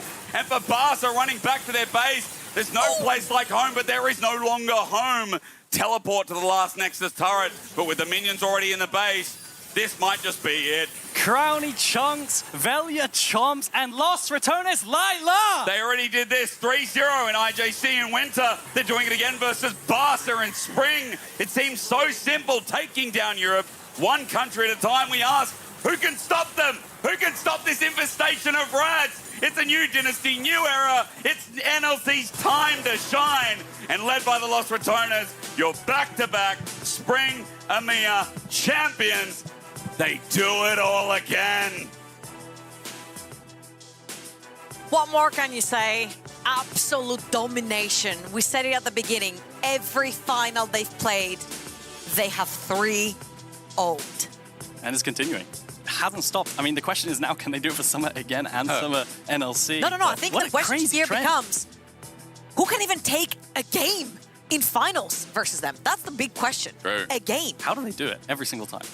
Back-to-back, your champions. There were some doubts again. They got sent to the lower bracket. They got sent to a Game 5. But it's like the script writes itself as soon as they get past quarters. It's on purpose. More games, semis. more content. Because after that, everyone's watching. And I mean, they are good. They're good. And Barca, unfortunately, Spain just didn't get to play that series, it feels. Like, that was a completely different series to their semi-finals versus KC Blue, which looked competitive at points. But yeah, LR smashed them apart. I'm not gonna lie, I think it's a case of nameplates on. Like Nord discussed among themselves about this. We saw Barca the entire tournament and how they were playing, and today they were just not themselves. Yeah, I think Velia as well, just to give credit, I think Velia has played so well today. True. On the Trundle, on the Viega resets. But he has through semis as well, right? Like, just been... Yep. But today, Velia was just cracked. He was so good. I don't know what happened. Archeron, you're going to start talking on a shoot soon, you know, with your nice white suit. But like... It's part of the plan. Cut him off. Go with it. It's unfortunate, isn't it? But it is, yeah. LR are just so good. Your region is kicking ass. Finally. It took us a while, but with this in mind, well, we have to say it. Eragon, for once, was correct on predictions and statements. I'm really happy for that, at least. Los Ratones winning 3-0 final versus Spain versus Barca. An amazing team regardless, but they were not able to handle with the pressure coming in from the Rats. It's the lower bracket run. It is the buff. Baus was saying the truth. I think the interview with Baus, with that smile as well, that confidence. Some people may call him crazy. He just succeeds. He's the GOAT. He's the crazy Messi. genius. He's a genius. Welcome back. You know what I like? What? I like the rat climbing the tower. He's climbed. No, not only that. Look at that. And they are on top of the world. Oh my, the globe. They've taken over the Earth. We really try, okay? We really try. The globe is a rat now. It is. It is. The plague doesn't It's stop. a question of what is next, I guess. And Worlds. Is that worlds. Baus said it's Baus worlds, said right? it. 2 worlds, 2 years plan, right? First year he controls Yeah, Europe. Rolls? Yeah, and then he moves into Korea and ends up the world and takes the trophy and moves out and has kids. the prophecy is told? Yeah. That's how it is. He told us his plan. We're just seeing it unfold. You know what? If that happens, I will shave my head on the broadcast. I'll join you.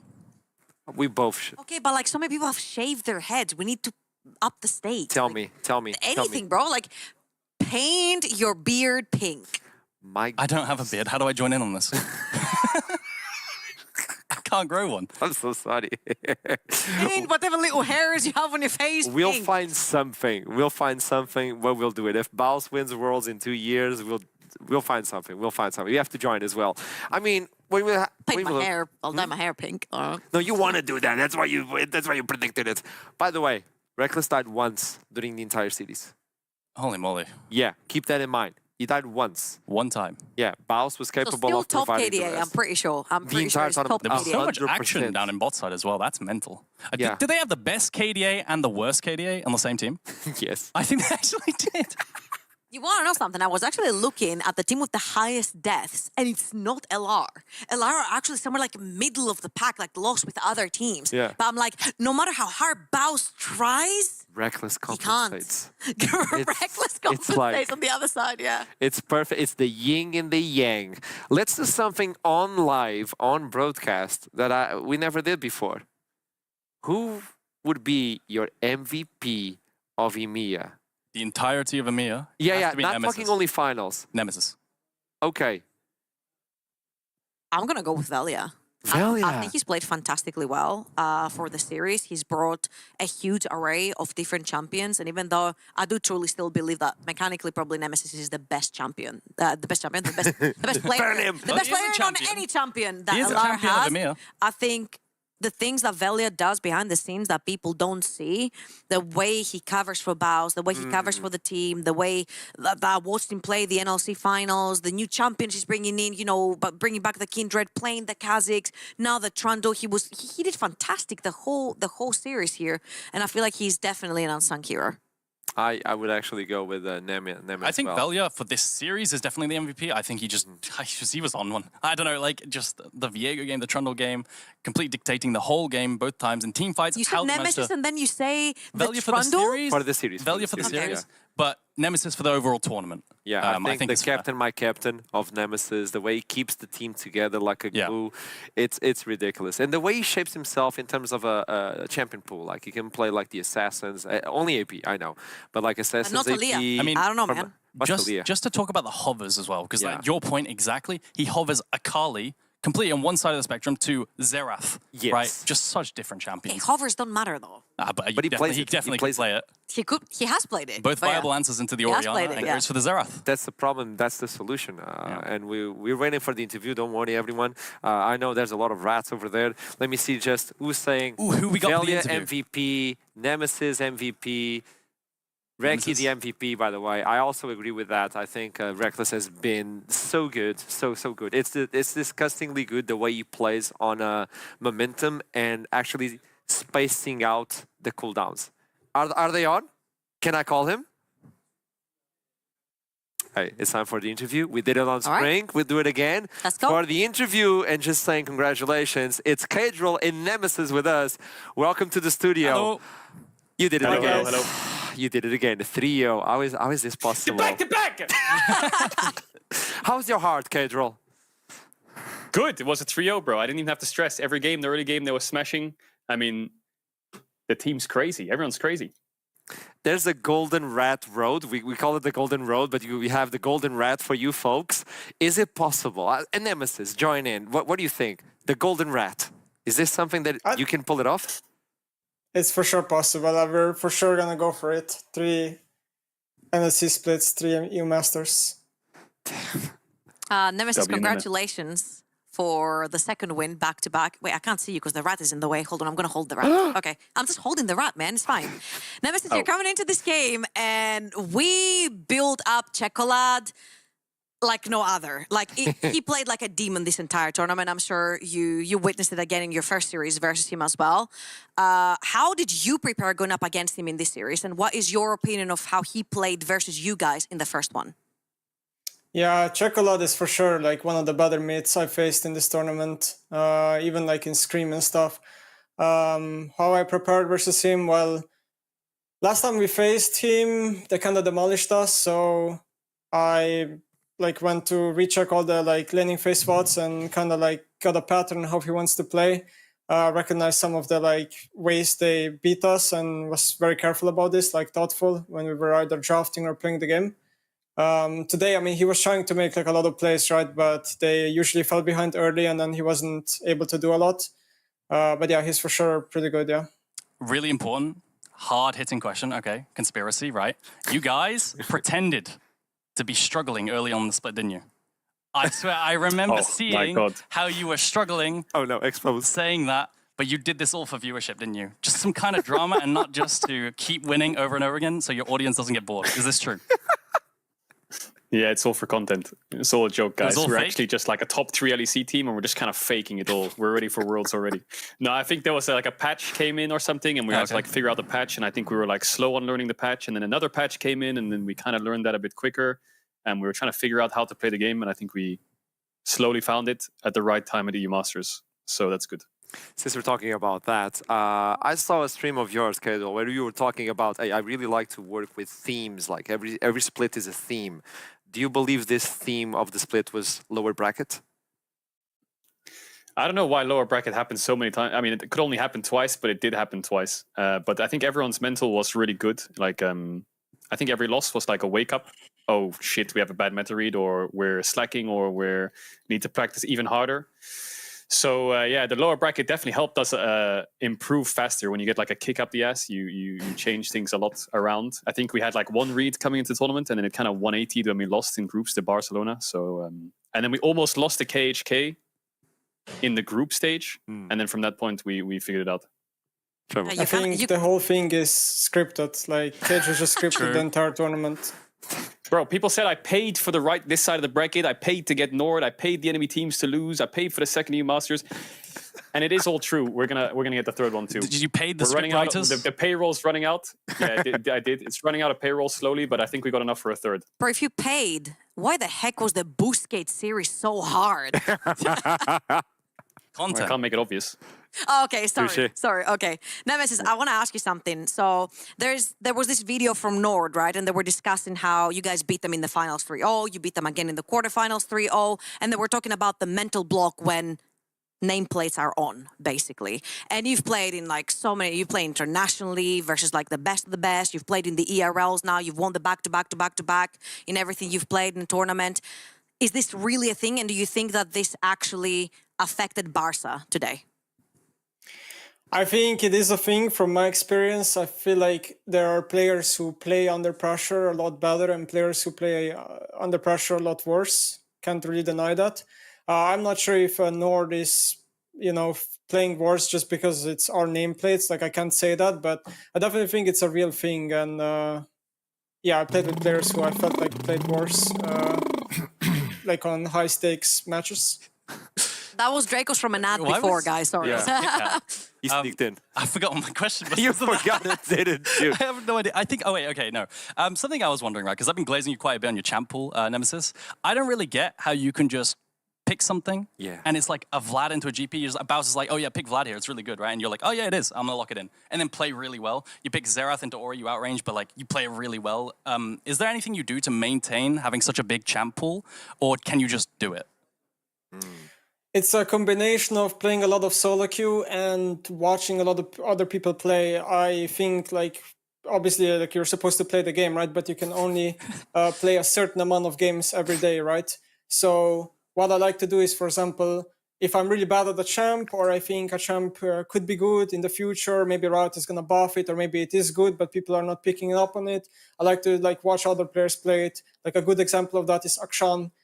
This is a champ that I was never good at, and then I started watching like the OTP Phantasm play it a lot, and I feel like I learned so much from him. So yeah, watching other players is OP, and playing it yourself. Oh, thank you.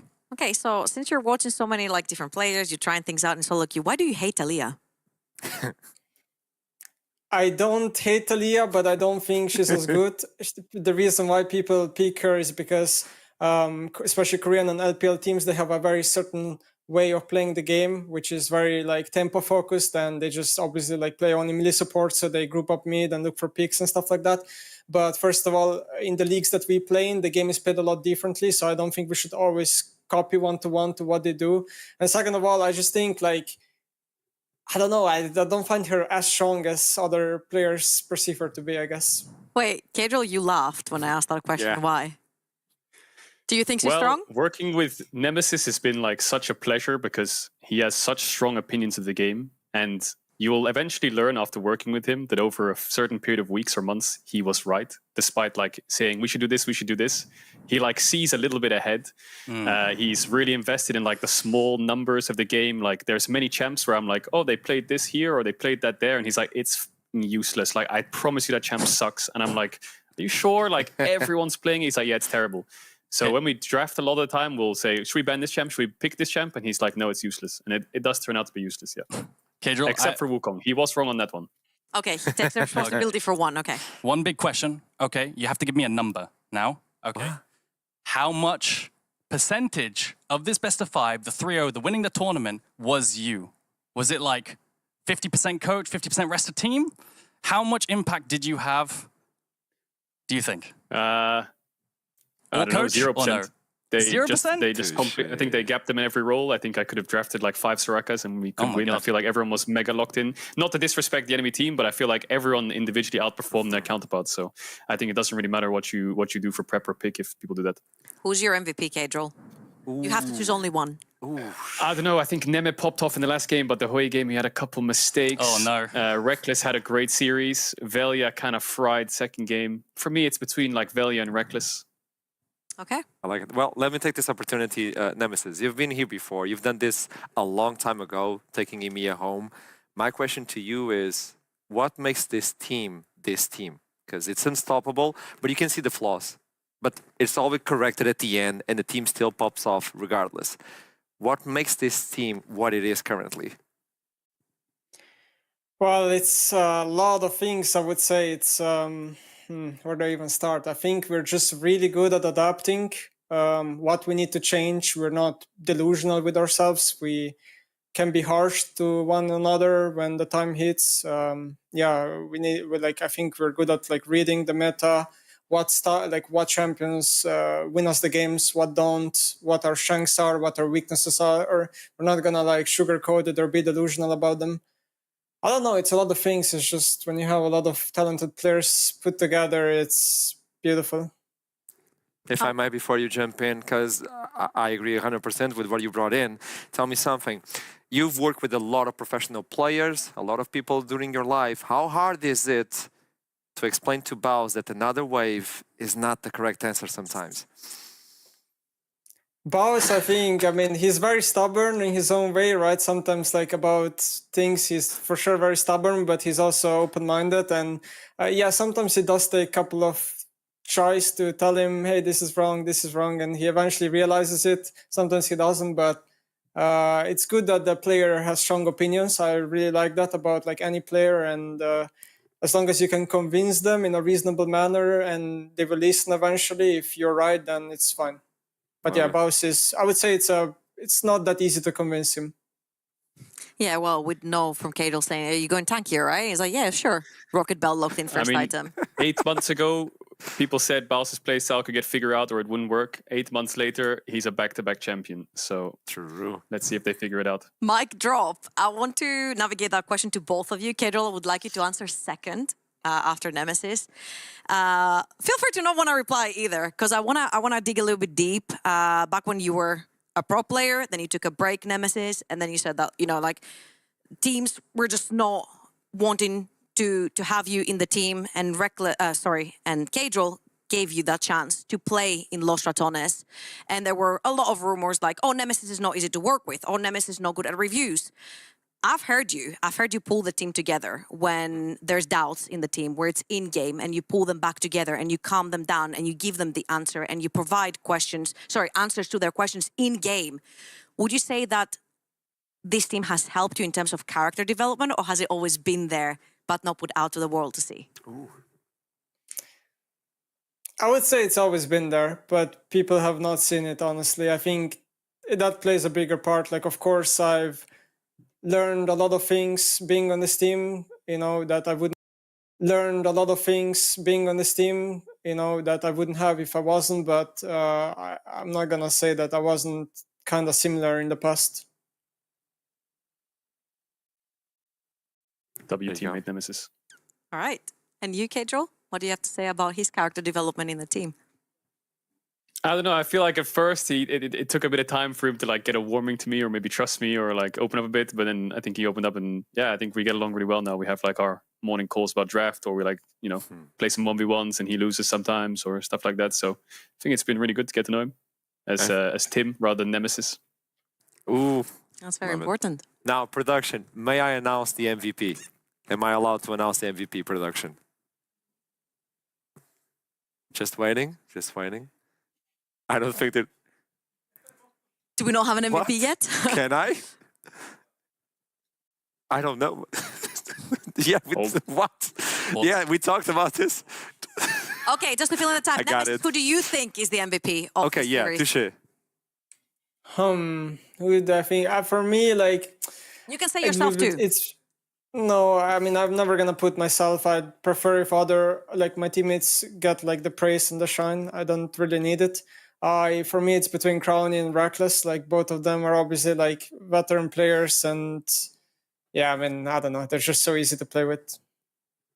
And Dasha, who is the MVP? I was just waiting for the the green light, and the MVP of the entire, at least EMEA spring. It is Nemesis. Congratulations. I think the captain, my captain. You Big deserve it W. more.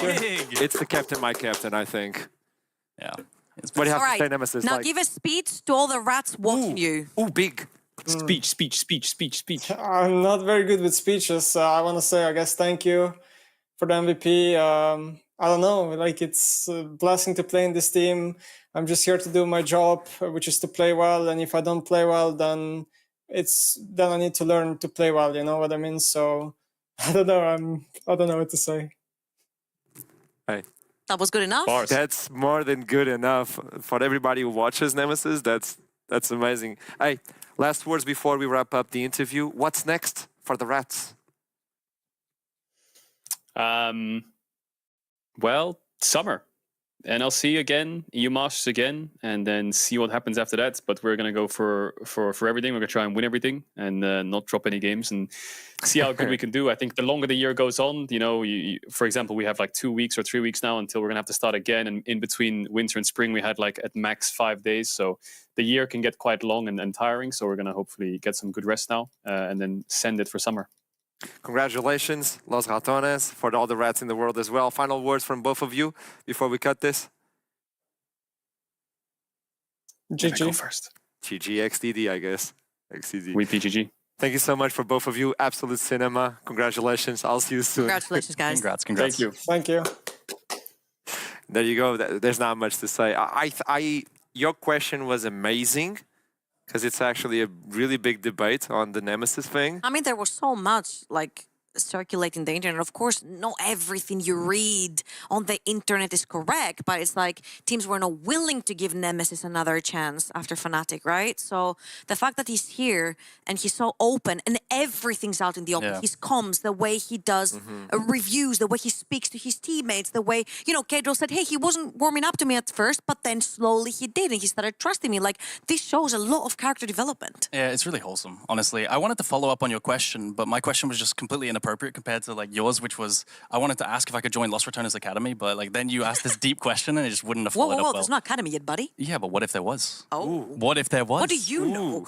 That'd be great. Hamsters? Application denied, I think. Application denied. No, like, I really like it because, you know, on scrims, they sometimes clash. And I think it's because they have big personalities, big every ideas. Team does, they right? know, yeah. But they fixed it instantly. And I think that brings the team into another level. When you look into super teams, they often like collapse because of ego and stuff like that. On all esports, these guys are just making it work. And Los Ratones 3-0, the Rats are taking over Europe. It's the plague. Yeah, what do you say? For a team that will take one game off of them in the finals, honestly. I mean, in the history of all teams that have done extremely well for Europe, vibes have been the most important thing. And they've got really good vibes, so I don't think anything's stopping them. Golden Rat is true.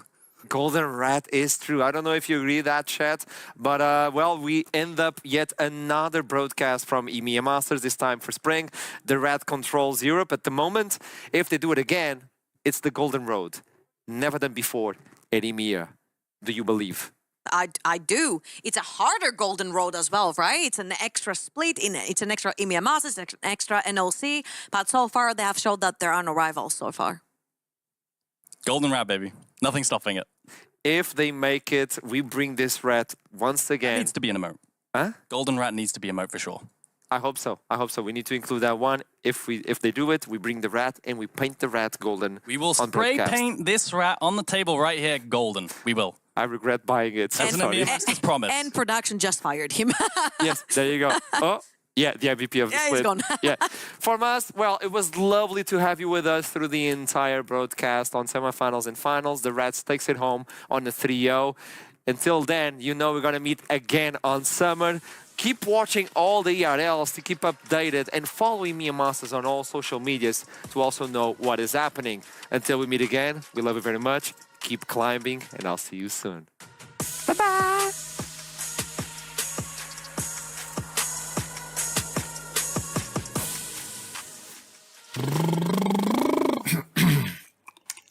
Freely using Katarina's cook.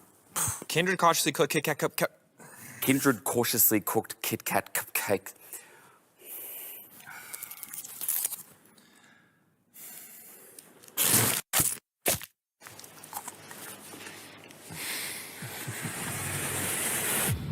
Even the biggest champ needs a break. Kindred cautiously cooked Kit Kat cupcakes. Carefully using Katarina's cute cookie cutters. Ooh! I'm on it. I'm ready. Let's go.